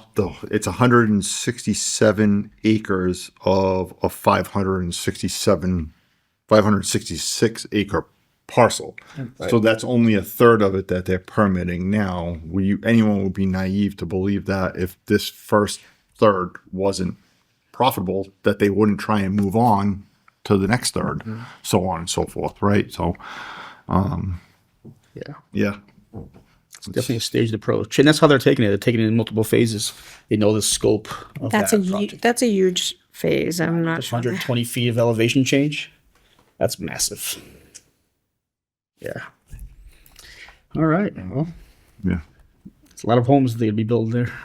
So I assume that's what they're building. Looking at the designs, they have multiple 20,000 square foot facilities going up. So it sounds like it's the condos and the MBTA housing that they talked about. The company that purchased this land is a developer. Yeah. I'm going to be careful about what I say. I'm just going to say that they're a developer, and I know, and that's so. All right. All right. Deb, would there be a letter? Yeah, I mean, I guess that would be my question. I mean, you guys can work on it. We can revisit it, but do you want us to put in writing requests, considerations, Absolutely. Like I said, we don't have any say. This is Lakeville's permit. It's their permitting process. But I believe that if we wrote them a letter and just asked them for consideration, that they would address it as the best as they could, like we would them. Yeah, absolutely. And I think a lot of it was just brought up by Carlos. The main concern for me isn't the roads. I mean, it's a concern. It's the kids at the school, right? So, yeah. I can draft something regarding the kids and then maybe the request that they consider alternate routes to Route 24, given that our safety concerns in the center of our town. Like I said, I don't think that we can ask for more than that. I think that's all we really can do. That's the most we can ask. I say we. And I think no matter what, 6 and 1/2 dozen and another, we're going to say, well, we need you to push this way. And then we're going to get people aggravated because now we're pushing twice the amount of trucks past their house, Right. So, You would think it would be easier for them to just go down Locust Street and go out onto 79 and go right up to 140 by the camping place instead of going all the way back the other way. Because Freetown Street, that's going to be no picnic for a truck loaded with dirt. Coming over, yeah. All that hills. All right. well, Lakeville's going to have their fun. It looks like. Sure, like you said, Lakeville's, I'm sure they're going through. Mill Street before they get to my house. Anybody have any additional information or comments, concerns? All right, number 6, thank you, Nancy, again. Thank you so much for having us. Thank you, Nancy. Thank you. All right, number 6, discussion and vote whether to approve the open session meeting minutes from 8/3/2026. All right, I reviewed them. They look great. Do you have any questions, concerns with them? Oh, everything looks good. right. Thank you. All right, I intend a motion to approve the open session meeting minutes from 8/3/2026. Motion made. Second. All in favor? Aye. Aye. All right, number 7, discussion and vote to approve entering the lease agreement for 2026 Dodge Durango Police Cruiser with All American Investment Group, LLC. This one I saw the chief a few minutes ago. All right. So this is our annual or semi-annual, biannual, as needed lease agreement that we have with other vehicles we have in place. Anything new? I didn't see anything new on the contract. Anything to It's add? the there? normal cadence of, I believe it's like 2-2-1 or something that we do with the lease agreements. That was Carlton was the one who originally came up with it based on the cadence of cars. And Just for one. so this, I think this is, we're at the cycle of getting one. Next time we'll go to two, if I remember correctly, Yes. right? It's 2-2-1. One vehicle. Yep. Okay. Yeah, it's unfortunately the cost of doing business. Not unfortunately, unfortunately, depending on how you look at it, money wise, it's the cost of doing business with aging vehicles that put on the miles. All right. Any concerns, questions, further comments? No. All right. I entertain the motion to enter into lease agreement for 2026 Dodge Durango Police Cruiser with All American Investment Group LLC. I'll make that motion. Second. All in favor? Aye. Aye. Okay, moving on. Item discussion number 9. Discussion and vote whether to approve the agreement for scope of work and cost estimate for post-closure environmental monitoring, PFAS, at Howland Road Landfill, 7/1/2026 through 6/30/2027. Let's do this, but we skipped 8, so why don't You skip 8? Yeah. So I'll have her sign it. Yep, you're right. All right, we'll go back to number 9 in a second then. Discussion vote to authorize the town administrator to sign documents relating to the lease for 2026 Dodge Durango Police Cruiser from All American Investment Group LLC. Thank you, Debbie. All right, entertain the motion to authorize the town administrator to sign documents relating to the lease for 2026 Dodge Durango Police Cruiser from All American Investment Group LLC. I'll make that motion. Second. All in favor? Aye. Aye. All right, now back to number 9. Discussion and vote whether to approve the agreement for scope of work and cost estimate for post-closure environmental monitoring at the PFAS as Howland Road Landfill, 7/1/2026 through 6/30/2027. All right, so over the years, this has been an agenda item for us. It's what it takes to run, operate, and close down properly a landfill.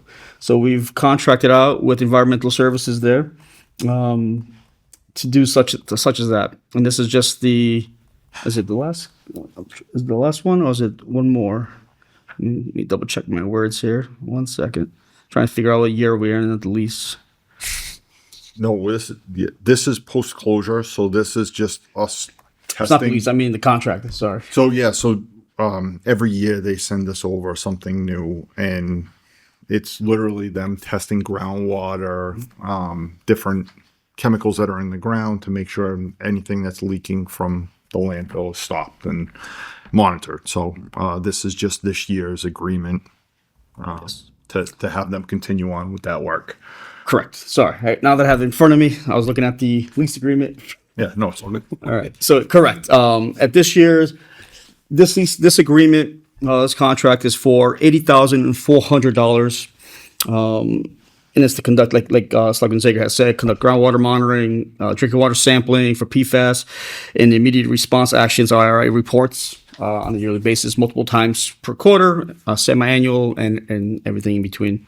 So again, this is our continued monitoring of the landfill that we currently have. And I will make a note to it because it's $80,000 and people hear that and think it's crazy. A lot of that money based on the contract that you read is actually the laboratories getting the money, right? It's not the company that's going out and testing. It's them sending off the samples to the labs to be tested. So that's where a lot of the money gets tied up in there. So, but it needs to be done. It does. It does. All right. All right.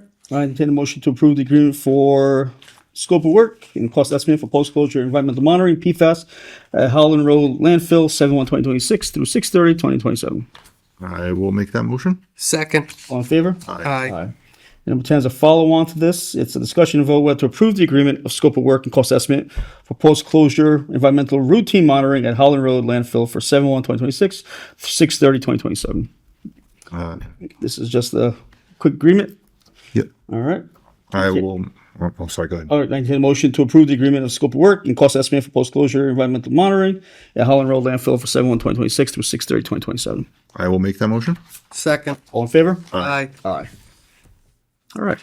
Item agenda 11, discussion and vote to ratify the vote to approve the purchase and sale agreement for 12 Alexandria Drive, Sonnet, Massachusetts. This was something we discussed in executive session, because I received it the day of our last meeting. The board voted to approve the, offer. I signed the purchase and sale, so this is just to ratify that signature publicly.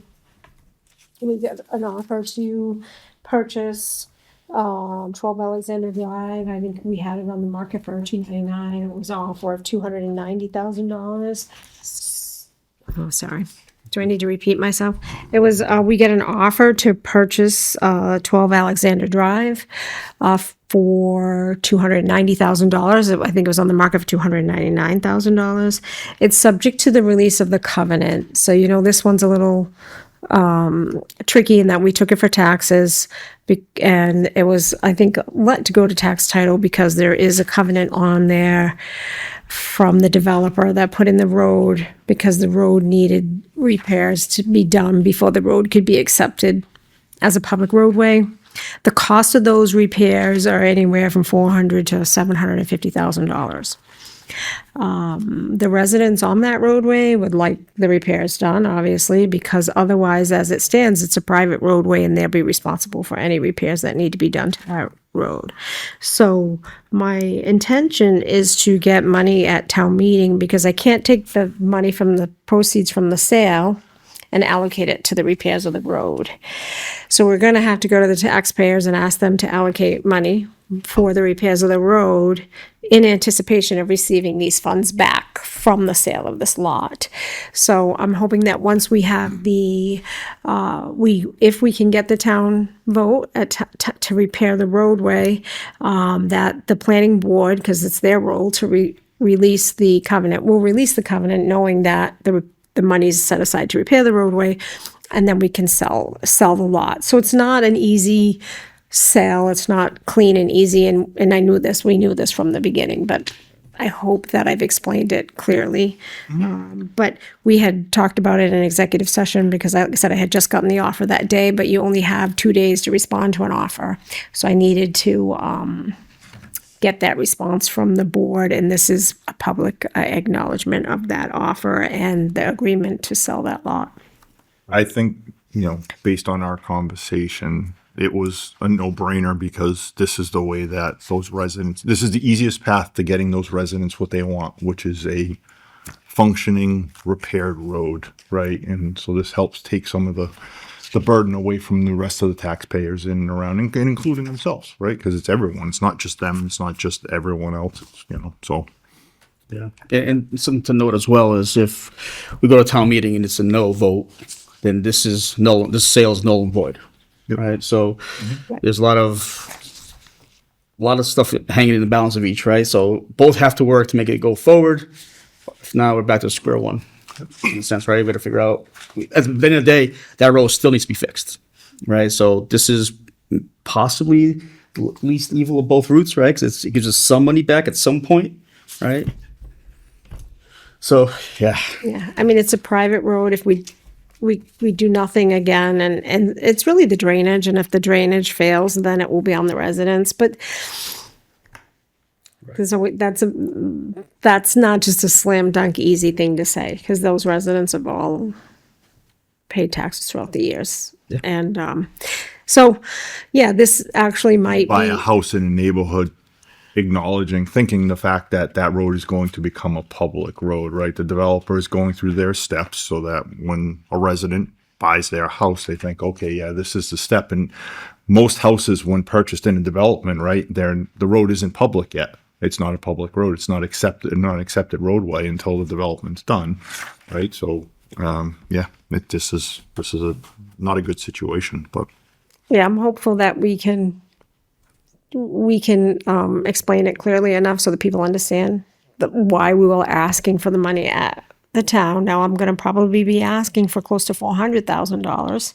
The sale price of this lot is $290,000, but there was a second lot that the town acquired in this, and that they will, that we voted to keep.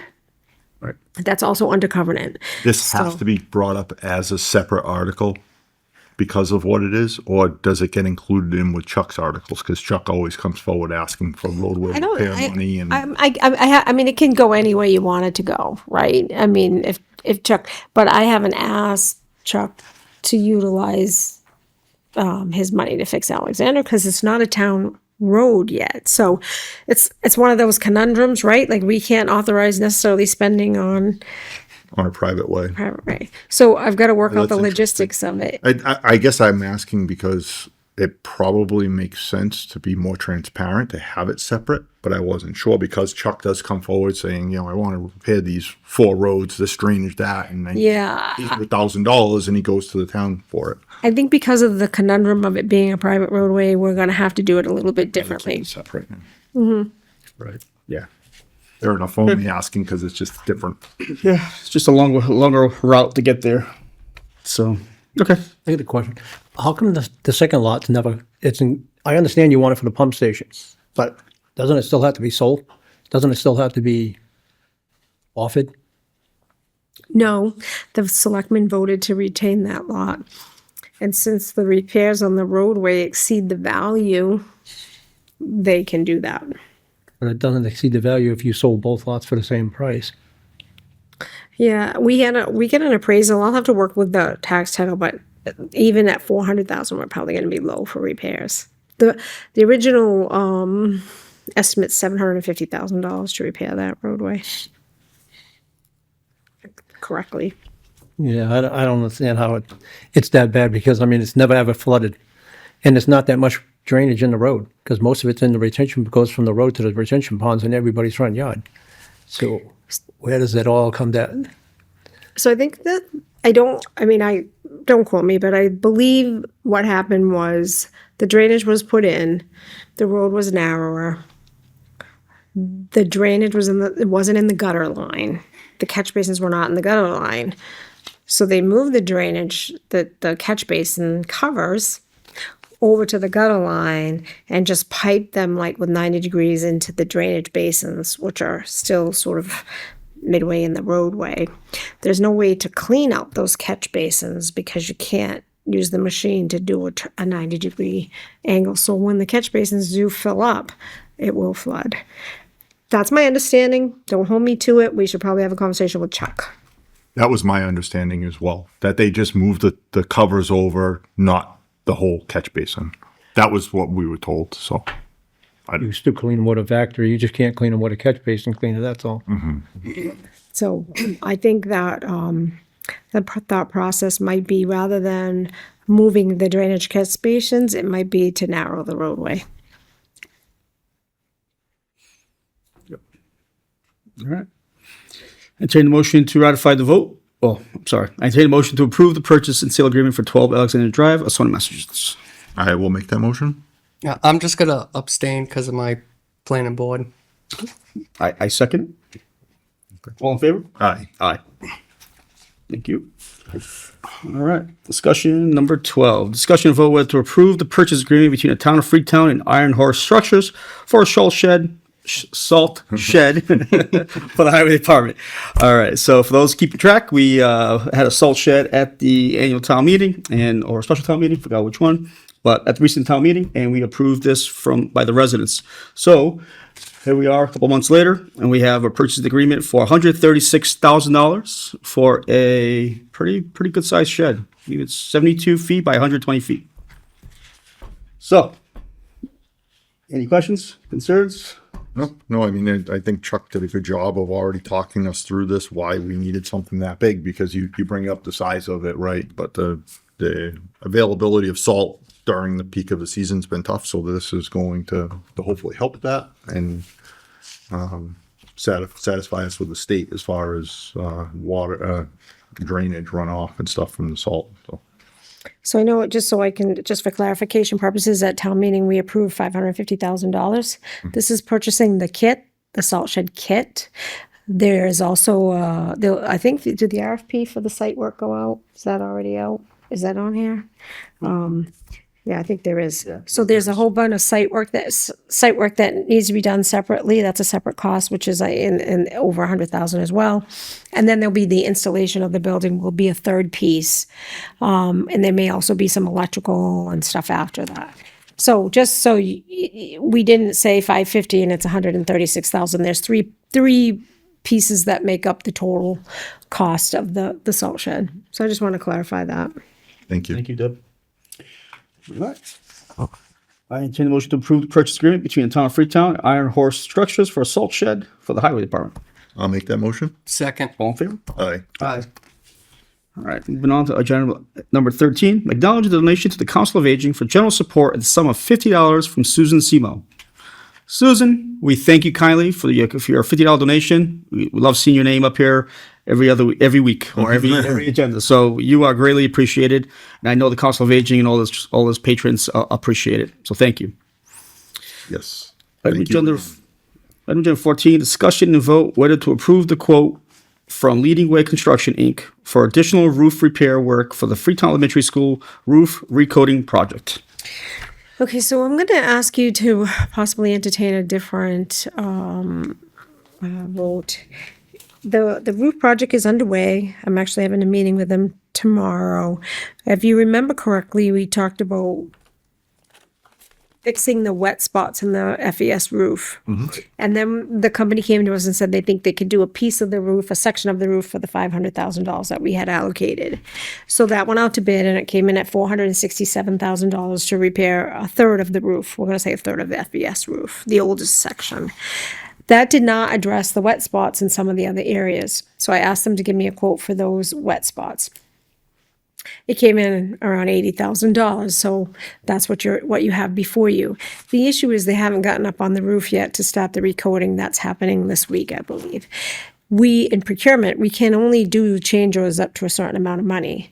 So I'm going to ask you to give me the deference to approve a change order once I know that they can complete the work on the recoating section without any other change orders. Because if we approve this one and I need to do something, I'm already kind of at my max what we can spend or what the town can spend. I won't be able to bring before you any other change orders and get them approved. The whole project would technically have to go back out to bid. I don't want to end up in that situation. So you'll hear more about this, but at this juncture, I don't want to necessarily approve this, but rather than, and since they're already working on the roof and this is a pretty fast project, I would like to have the authority to sign future change orders if necessary to complete the roof project and get the wet spots changed if possible, because we're not meeting again until September 14th. So right now, they came in $33,000 under budget, right? So we had 500,000 in an article, Yeah, but and- we had allocated an additional 160,000 at the last town meeting out of the stabilization fund. Oh, so we have 660. We have So we 660,000. have enough to cover both. I got you. Yeah, when we had 500,000 that we allocated at one of the town meetings just for the roof. We have the stabilization fund that we put money in from the rents every year. So at the last town meeting, we just reallocated it. So you didn't necessarily feel it. It was money we already had, but I made it available for this project for this exact reason. Say the bid had come in at $505,000. I didn't want the project to die on the vine. I wanted to make sure we had extra available to us. So yes, we have $660,000 available for a roof project. There's also other things that the facilities manager, Greg Goodman, has pointed out, such as the hood vents on the roof need replacing. So I believe I wrote it in such a way that say we do the roof and we're all done with what we're doing with the roof and we can get those roof vents replaced, we could utilize the excess money for that. So the money will stay to repair the FES roof, but we got to just be cautious as we move forward because there is no more money. Yeah, no, that makes sense. I appreciate that. Okay. So I don't have to change this at all, right? Well, I'm going to ask you to just authorize the town administrator to approve change orders for the FES roof repairs as they arise. I don't know, like I said. And that motion. I'll make that motion. Second. All in favor? Aye. Aye. All right. Thank you. All right, and we'll continue with this one. All right. Yep, no worries. All right. So number 15, discussion and vote whether to approve the proposal from Tyler Building Construction for repairs to the fascia at the Freetown Elementary School. So like Debbie just alluded to, once you start fixing the roof, the fascia board, which is the trim around the whole roof, needs to be updated. It looks worn down and looks like it's ready to go. So this replaces that, and that's for $5,975. So again, from the same funds we just discussed, that's where it'll be coming from. Any questions? No, Yeah, straightforward. This is only a small section of the fascia, by the way. We went, it looks, it's in the older part of the building, but it's really looks bad. And when they went to get a price to painting it, it's kind of rotted. So they're going to wrap it with aluminum to make it look neat and protect it, keep it from any further deteriorating. But it's only a portion of the fascia. You're going to see more about the fascia as we continue to do roof repairs. Right. Okay. Thank you, Debbie. All right, I entertain a motion to approve the funding proposal from Tyler Building Constructions for repairs to the fascia at Freetown Elementary School. I'll make that motion. I second. All in favor? Aye. Aye. All right, item agenda 16, discussion and vote on awarding the paving services Freetown Highway Department's Salt Barn Access Project. So this is the second part of the money that we just discussed regarding the shed kit. And we had 4 vendors come in with their proposals, and looks like the winning business is Daniel's Asphalt Services Incorporated. Right? Am I wrong on that? Did I misread it? Yeah, no. Nope. You're right. I apologize. So there was the second page is for the other paving around town roads. I've done that a few times. So there were 4 that came in. It ranged anywhere from $448, as high as $263,137.70.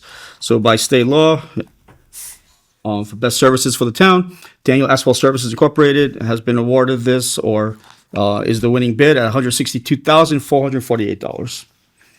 All right. So that said, it is a motion on awarding the paving services to the Freetown Highway Department shed Salt Barn Access Project to Daniel's Asphalt Services Incorporated. I'll make that motion. Second. All in favor? Aye. Aye. And it's a Freetown company. It's a Freetown company, 100 North Main Street. All right. Let's see. Next one is number 17. Discussion and vote whether to approve the town administrator to sign documents associated with the paving services Freetown Highway Department Salt Barn and Access Project. It was one of those days. Yep. Thank you again, Debbie. I know you love signing these. I entertain the motion to approve the town administrator to sign documents associated with the paving services Freetown Highway Department Salt Barn Access Project to Daniel's Asphalt Services Incorporated. I'll make that motion. Second. All in favor? Aye. Aye. All right. Let's see. Discussion number 18, discussion vote on awarding the milling and paving overlay of Keene Road on various streets projects. All right. So this is the other paving projects we have. Seems like every other month we get a new one. And again, Chuck does a great job getting these things together. But we also had, we had 6 companies bid on this, and the winning bidding is going to PJ Keating Company at $575,625. And we had the highest quote come in at $982,100. So again, state law and best services for the best value and services for the town. PJ Keating Company has been is the winning bid on these. That said, maintain the motion on awarding the milling and paving overlay of Keene Road and various street projects to PJ Keating Company. I'll make that motion. Second. All in favor? Aye. Aye. And then, of course, the next one is discussion vote whether to approve the agreement with Town of Freetown and PJ Keating Company for the milling and paving overlay of Keene Road and various street projects. All right. I entertain the motion to approve the agreement between the Town of Freetown and PJ Keating Company for the milling and paving overlay of Keene Road and various street projects. I will make that motion. Second. All in favor? Aye. Aye. All right. Discussion number 20. Discussion and vote whether to approve the addendum 1 to the agreement between the Town of Freetown and GA Fence for the Freetown Elementary School fence project. All right. We're once again talking about the FES fence project. Latest change order. So, So I went out there with I think Greg from GA Fence, Greg Goodwin, Mike Ward, Jack Higgins, and we're going through the fence and the gate that goes into the, as you pull in the parking lot to the right, the big wide gate is in rough shape. So we had talked about replacing that, and we had talked about replacing it with a steel gate. The concern with the steel gate is that again it will sag because I think it's 40 feet wide. So we talked about the option of doing an aluminum gate, and the option with the aluminum gate, of course, will last longer, but also the roller system. They're going to put a sliding gate on half of it, so a 25-foot sliding gate and a 15-foot swinging gate, so that you won't have so much of the sag on the bigger pieces. But with the sliding gate is the roller assembly, and on the steel gate, it's exposed. So kids could technically get their hands in there as the gate is sliding. The aluminum gate is all encompassed, and so there's no option for kids to get their hands stuck in the rolling slider assembly. So that is the option, is to change this gate out to make it safer for the children, last longer, because it's aluminum. Of course, it comes at that price of $5,900. We did add another gate to the playground area, but GA Fence had one, so he sort of donated the extra gate for that. So this is the only change order for that. So we did add a lot to this project to make it safe. Yeah, it's a no-brainer. You're talking about safety with kids, right? And that's sort of it's what- gonna last longer. Right. And that is really the issue, right? yeah. No, it makes sense, right? Especially it's a busy road during the day, and keeping them all corralled in that area is, the way to do it. So, yeah, we approved the fence many times over, so this is no different. This is just kind of tweaking what we've seen while we're on site. All right.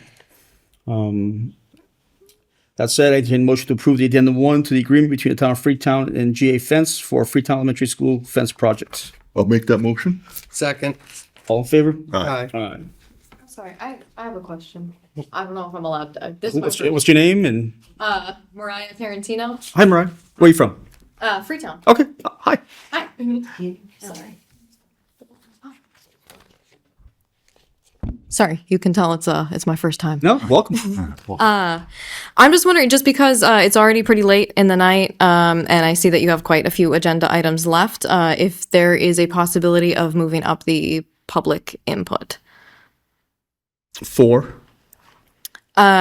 Specifically, I again, Yeah. forgive me, flock cameras. I know that that's not an item on the agenda, so I don't know if that's open to discussion at this meeting, but it's been a rising concern among people in Freetown, so that's why I'm here tonight. Well, I will discuss flock cameras for a quick second.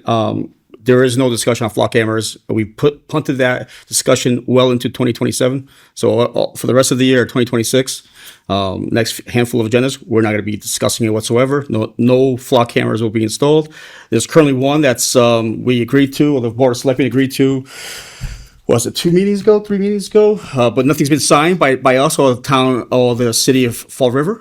So is that not currently in town?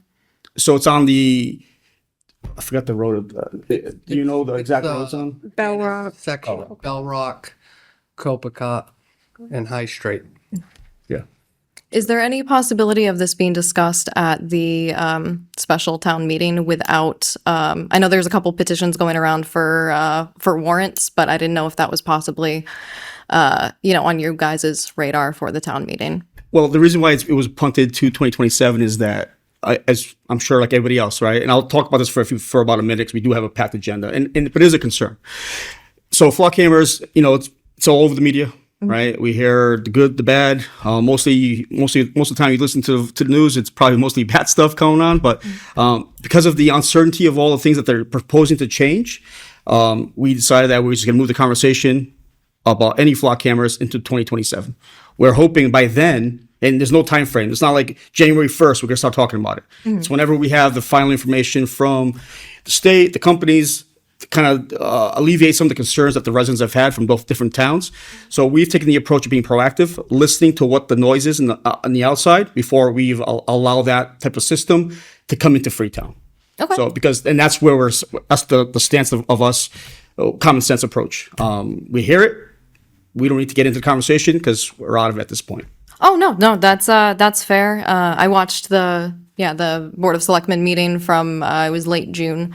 Yes. And I know that there was a comment about, kind of, putting this initial one in from Fall River, and seeing whether or not the citizens are bothered by it. So I'm just here doing due diligence, saying that we are. Oh, we appreciate that. No, absolutely. And again, that was our way of also doing our due diligence to figure out, because that technology, there is some potential good uses for it, like Amber Alerts and emergencies or stolen vehicles, things like that. But there are also concerns as well, right? So we want to make sure that we do it right. We're not just going to do it because other towns are doing it. We're going to do it because it's right for Freetown and our residents. No, I appreciate that, and I appreciate the little switch of the agenda. I appreciate it. Oh, no problem. But thanks for bringing it up. Again, it's one of those discussions that at some point we're going to have more in depth, but at this point there's more questions than answers, and we just decided to move on with our, as you can see, other things to do in Freetown versus talking about something that we may not want down the road. But if we do, we know what the public is, and we'll make sure we have that discussion with the public prior to making any decisions at a Board of Selectmen meeting. Okay, perfect. That was going to be my last question. So Oh, absolutely. I'll get out of your hair then. Thank you. Well, you're welcome back anytime. Thank you for being here. All right. So back to agenda item number 21. So we just voted yes for the amendment, addendum 1, but then we have to talk about the remaining balance of the Freetown for the same thing. Discussion vote for the funding on the remaining balance of the Freetown Elementary School fence project. So the original cost, right, looking at this, was $32,990. The change order for the gate was $5,970, which brings us to the total cost of the project $38,960. PTO, we did reach out to PTO at the time, and they did agree to pay $567. We did reach out to them subsequently again regarding this change order. Unfortunately, they don't have, according to them, they don't have the funding to support the additional balance. That said, at the annual town meeting in 2025, we did appropriate the funding for the FES repairs and maintenance article, and I think that's where the request of balance comes from. There's funding in there. So there's plenty of funding, not plenty, but there's funding in there to cover this change order, and that's probably the cleanest way to do it, because it is related to the project and why we asked for that funds from the town. It's exactly what it is. It's a repair and a maintenance to the school. So it's and it's not asking for new monies. It's moving around money. So So just so you're aware, we currently have the $500,000 from an article for the roof. We have $1,250,000 from an article from the boiler. We have, from the original article of the repairs, we have $97,000 available, so that will be coming out of that. We also have the stabilization fund. As I said, we had $160,000. We moved out of that for the roof, so there's $660,000 for the roof.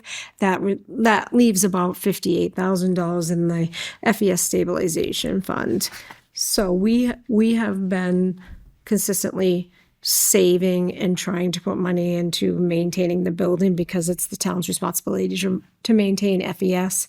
And from what I can see, we have not spent substantial money on the building in over 20 years. So you will see me in the budget presented to be continued to be funding as much as we can, so that when these things do arise, we will have funding that we won't, have to be trying to raise taxes, or, we can take it out of stabilization funds and whatnot. So just so everybody's aware of what we have, what we've put aside for that school, and will continue to do in the future. Good. Yeah, great. We are going to need to finish the roof, and we are going to need to do doors and windows. Doors and windows. I'd like to see that project as well. So we're going to apply for a grant, an MSBA grant for the doors and windows. But it's probably a $7 or $8 million project, and the grants only pay up to 50%. So just so the town's aware, there's more coming for costs. Hopefully we'll fund it a little bit at a time and get there. Not that I would eat an elephant, but the old saying is, how do you eat an elephant? one bite at a time. Not that we advocate for any of that kind of stuff, but that's just an old saying. All right. All right. I entertain the motion to use the FES stabilization fund for the remaining balance of the Freetown Elementary School fence project for the tune of $3,960. I'll make that motion. Second. All in favor? Aye. Aye. It's from the article, not stabilization. This is right. It's okay, all right. Thank you. All right.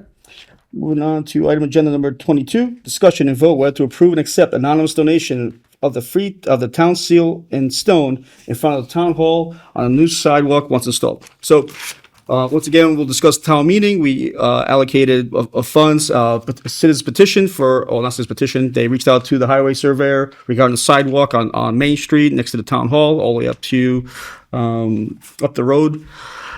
And somebody graciously, anonymously, wants to donate the town seal in stone in front of the town hall.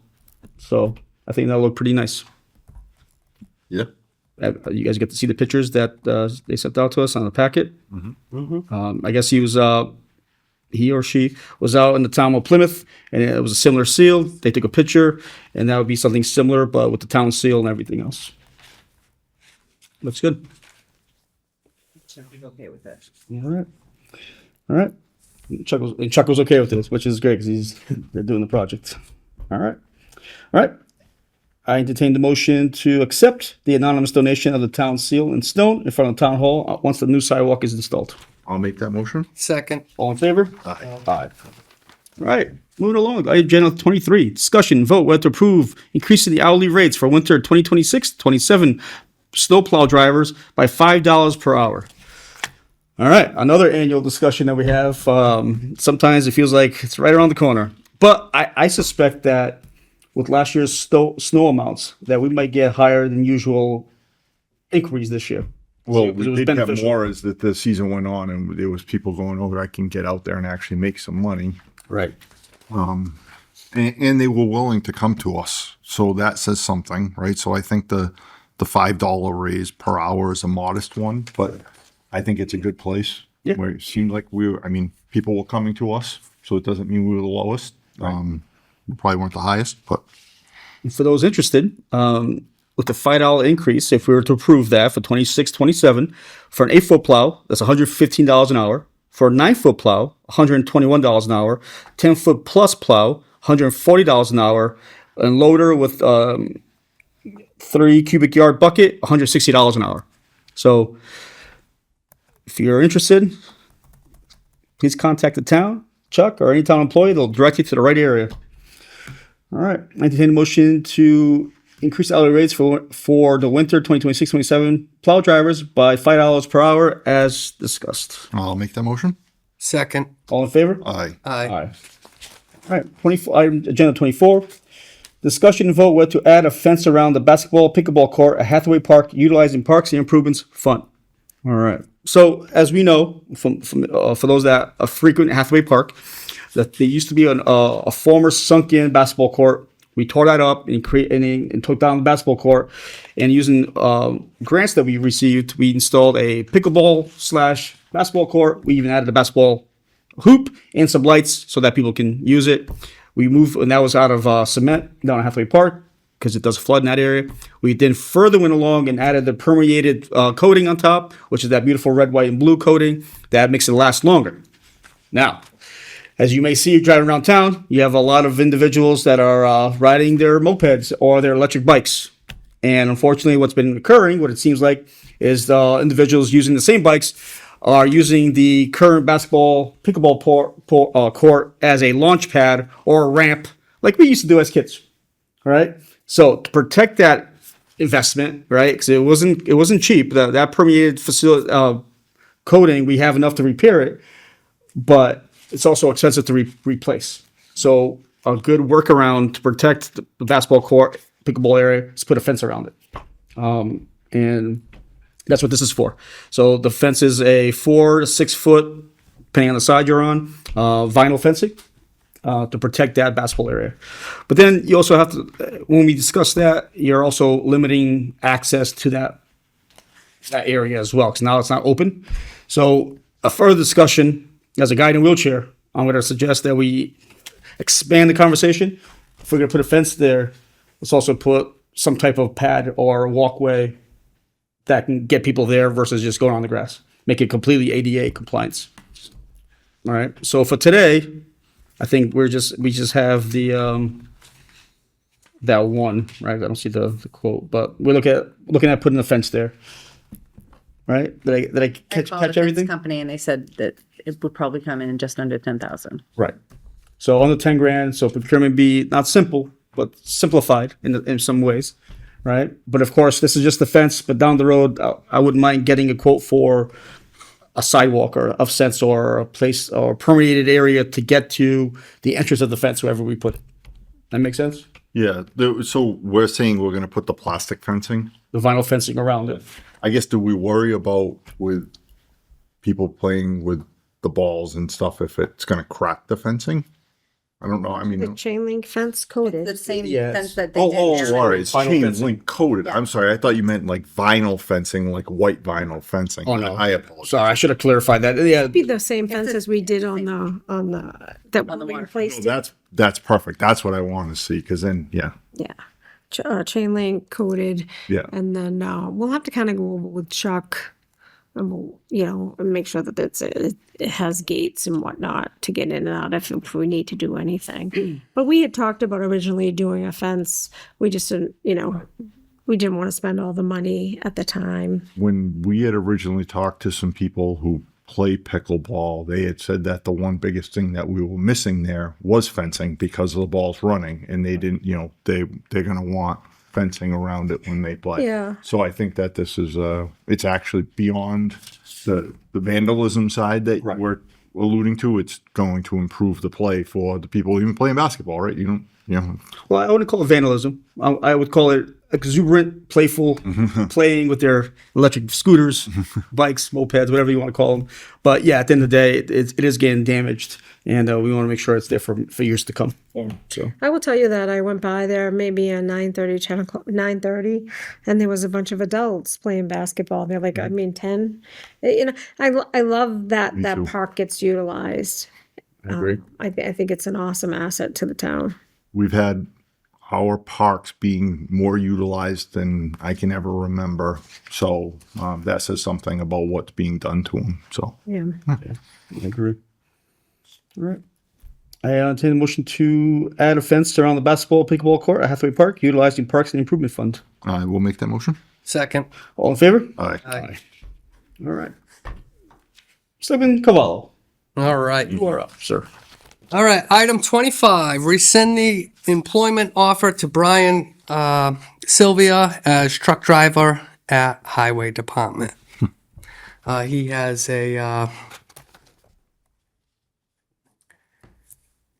declined the offer after several attempts to get him in to do his paperwork. So, how insane, do we have to vote on Even it? have to Nope. vote. We don't have to, so we'll just rescind. Okay. So then 26, discussion and vote on whether to change the makeup of the COA Library Community Building Committee and what the new makeup would become. If I may, Yeah, go I'll ahead. jump in on this. So, when we first started this committee some years back, 2023, 2022, and we revised it again in 2023. It was the Council of Aging had their own committee first, right? And they kind of invited the library committee into the fold to kind of work on one joint building. Well, as we know, the joint building has been approved at annual town meeting this past summer, and now as we move forward, we don't no longer need the representation of Council of Aging or library, because we've been talking to each other and we've been discussing this, saying, hey, this is one team, one fight, right? We all understand that concept. And this is essentially what it's trying to do. Right now, we're designated as library representatives, Council of Aging representatives, at-large members, alternates, and then, of course, the Board of Selectmen. But the funny thing is, we don't have, let's say, our COA director as part of our committee members. Well, half the building is going to the COA, and the other, a percentage of it is going to COA, the other percentage is going to library. So, and we already have the library director as part of our members. So we want to remove the designations and then make it just members, right? And then we added, and then the biggest change is our two alternates are now become permanent members, right? And then we add another member, which would be Rebecca, which is our COA director, right? Which brings us to 13 altogether. So that's what the committee voted on the last meeting. I believe it was August 4th, if I'm not mistaken, or the previous meeting. And my job as the Board of Selectmen representative is to bring it to the board, you folks, us, and to discuss that and kind of go forward with that. It'd be crazy not to have Rebecca involved, right? I mean, That was the thought process behind the committee was, hey, we're all here together as one. We've done what seemed like the impossible to get to this point of getting the land purchased, to the town meeting, talking to the residents, and then putting the packet together for MBLC as well as the warrants for annual town meeting. It was a group effort by many, if not all, actually all of us. And then here we are. So now they want more of a continue that one team, one fight mentality as we move forward into designing the building over the next year and getting the shovels in the ground. All right, so you would want it pretty much just 13 members, no designated people from COA, library. Correct. Just 13 members. You have a chair, vice chair, I'm assuming, but Right. and they'll all kind of work it out, right? Because it's not going to become, oh, well, there's, 12 people from the library and no one from the COAs. Everyone's going to kind of, that'll kind of work Correct. itself out, I think. Right, because right now we have four members at large. The way the current makeup is all right. Break it down: 3 for library representatives, 3 council of aging, 4 members at large, 2 alternates, and then 1 board of selecting representative. So I'm obviously the board of selecting representative, but then you have 3 and 3 with 2 alternatives, right? With 4 members at large. So you create the 4, 4, and 4 essentially without saying, hey, you're a senior, you're a library patron. So this just makes it all equal. yep. So I get it. I understand it. And I'm here pushing it forward. Yeah. So I guess we'd vote on the makeup of it, correct? So I would entertain a motion to change the makeup to 13 members of the COA Library Community Building Committee. Correct. And Yeah. Yeah. So it's literally that simple. As 1 selectman and 12 at-large members. do you want to do it? Yeah. Yeah. One Board of Selectmen representative and 12 at-large members. So at large is going to mean that they. Anybody from town. So not necessarily representing one. Correct. And that's what Did you your want committee recommended? That's what they wanted. to put the directors of the library and the directors of the, I think we should do that. Yeah. I mean, I think 12 at large, that, Yeah. I mean, it's fine the way it is now, I get it. But It could change. that concerns me if they, at least, they should at the very minimum be the directors of each thing and a selectman rep. The great thing is we can change it to any way we want. We could say 6 and 6 plus 1 representative from the selectman office, and then I think you should still have. 6 library, 6 COA. Yeah, but I think you should still have, just The directors as directors, and if someone from town wants to join the building, the committee, they should be allowed to do that too. That No, would I be think your at least object. maybe the directors and the selectmen be solidified as necessarily to be. That's what I was going to say, that the 10 can be at large, right? And that would work, but then Even I think you still need both directors and a selectman. Yeah. member. I'm great with that too. And even if you work at the library, you can still just be a Yeah. large member. Right. 10 at large, 2 each director, and then the board of selectmen. Yeah. Well, and I mean, because Rebecca lives in town, but Nicole doesn't. So, like, I think it needs to be solidified that she's a director, the director of the library director, COA director, selectmen are part of this, and then you can have the 10 town members at large, right? Right. And you would hope that you'd still have a balance. Right. Yeah, I think you would find a way that it's going to kind of usually balance itself. It will. It'll work Yeah. itself out.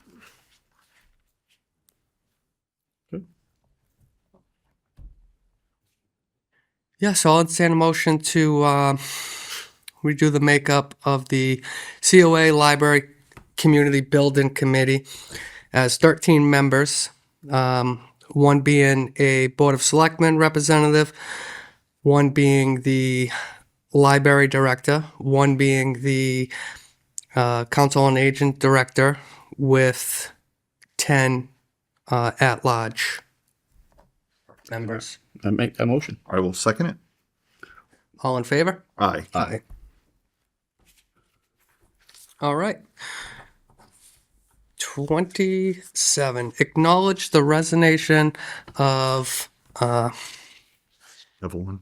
Evelyn Alves from Council on Aging Board effective 9/1/26. All right, so she did write us a letter. We're in here.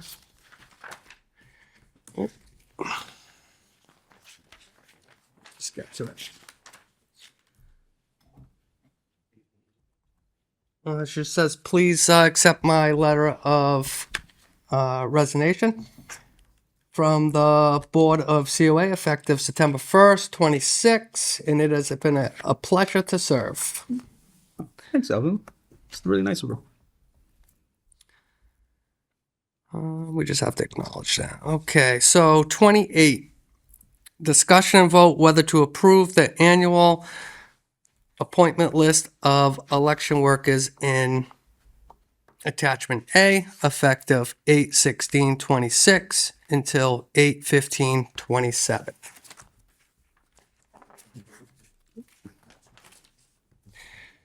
All right, everyone see the list? It's a big unenrolled list. It's a big list.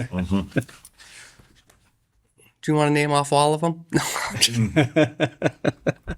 All right, we all have the list in front of us, right? Yes. Any questions, concerns? Nope. All right, so I will entertain a motion to approve the annual appointment list of the election workers in attachment A. I'll make that motion. Oh, just make it the effective date. Yep. Oh, I'm sorry, the effective date of 8/16/26 until 8/15/27. All right. I make that motion. I will second it. All in favor? Aye. Aye. Good call. Congratulations, you own them. I'm sure they are, yes. They are very hardworking and they don't get enough credit, so thank them all. They're all great. And they're going to have a very busy year. All right, 29. Discussion and vote whether to approve the following people to the COA Library Community Building Committee effective 8/26/26. We'll do A, Jeffrey Amaral. B, Alyssa Lynn Boyven. C, Pamela Delarocco. D, Patricia DiManci. Demonchi. Oh. Demonch. E, Rebecca Frias. I got hers wrong the other day. F, Nicole Kelleher. G, Norman Landrevin. Yeah. Landerville, yeah. Wow. That's the one I practiced to before. H, Carlos Lopes. I, Paul Lubin. Lubin. All right. J, Thomas Matthews. K, Brenda Mata. L, Paul Sadik. M, Wayne J. All right. I second. Oh, I'm sorry. I make that motion. I will second it. All in favor? Aye. Aye. I will learn everyone's names eventually. All right. 30. Discussion vote whether to extend the appointment of Maria Kidd, boat ramp manager, from 9/8/26 until 9/28/26. Now, That's just to have weekend coverage at the boat ramp. we got just to still have covered at the boat ramp. Weather's still good. Yeah. So Any discussion on that? Nope. It's simple. Here's some good things about her. Yeah, she's doing a great job.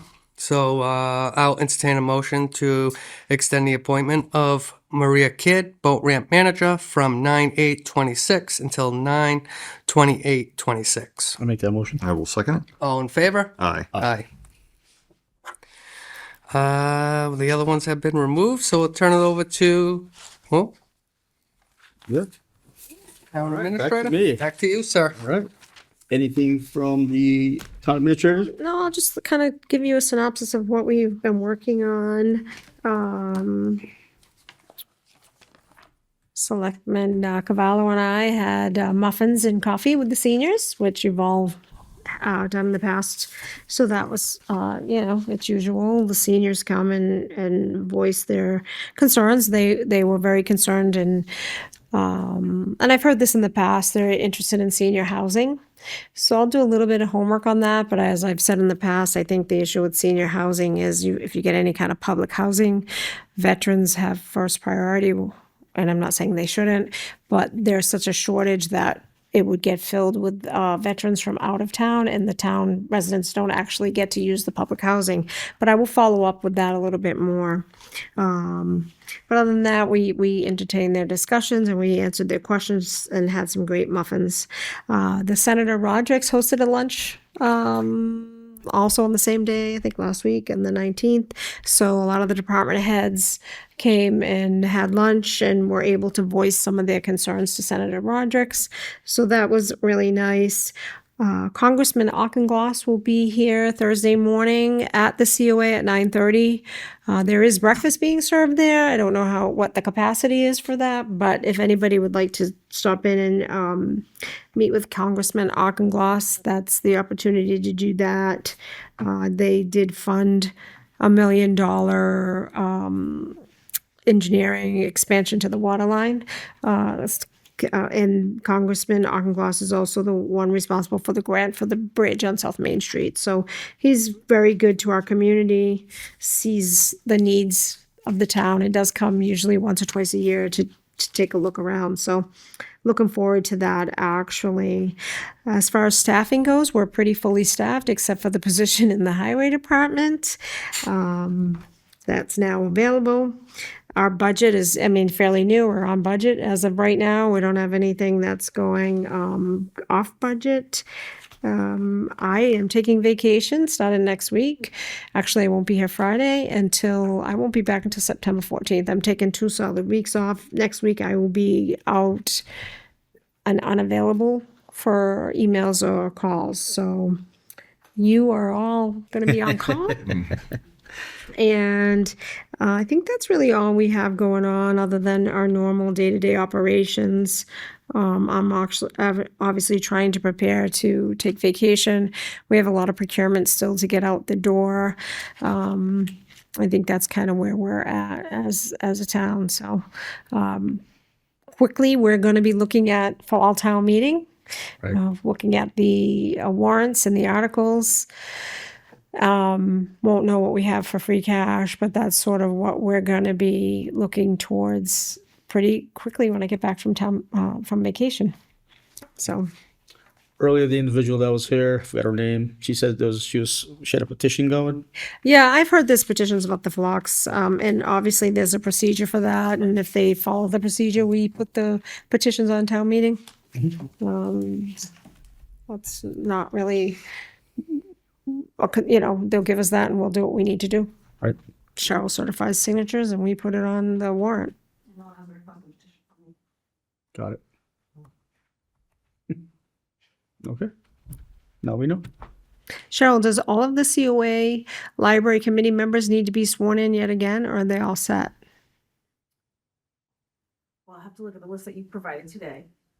But if you've appointed anyone with a certain title or a certain distinction, they're gonna have to be redone. So the only person that would be Rebecca, Nicole, and then myself.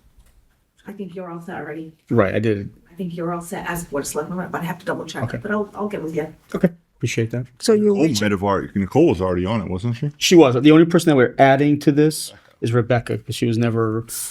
And Nicole probably came in with an extinction because she's not in a town resident, so she probably, so yeah, it'd be interesting. To making the alternates back. Correct. Right, the alternates would have to go in as well, the two alternates. Who's the alternates? The Pam alternates, and Alicia? no, it was, Paul Sadik was one, and then it was, Pamela De La Rocca was the other. Okay. So you'll reach out to them or you want? Okay, thank you. They had a meeting today. I'll notify them via email, with the meeting, when I send out meeting minutes to approve, to review. I'll also let them know to, you may get an email from Cheryl to come on down and, swear in based on what you find. Okay. So, Okay, thank you. of course. All right. All right. Signatures. Signature time.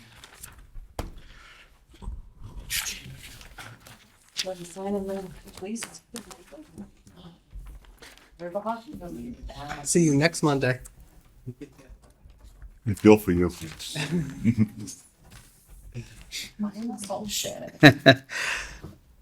See if it echoes in there.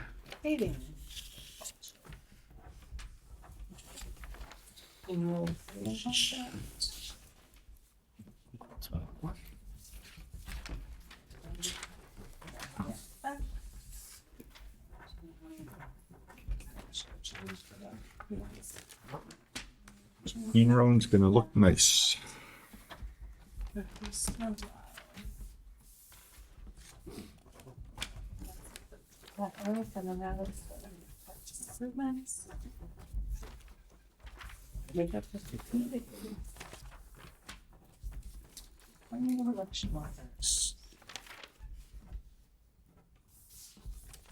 Gotta sign my name for a second. It's like, oh, I knew this again.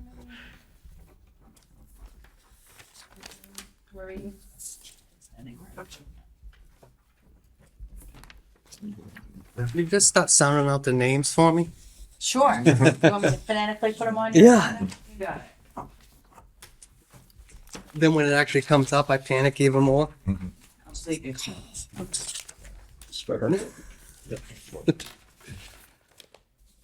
Yeah, I've signed it. He's seen it before. He did it to me. He's so Yeah, I seen what he did. Making sure it's got ink.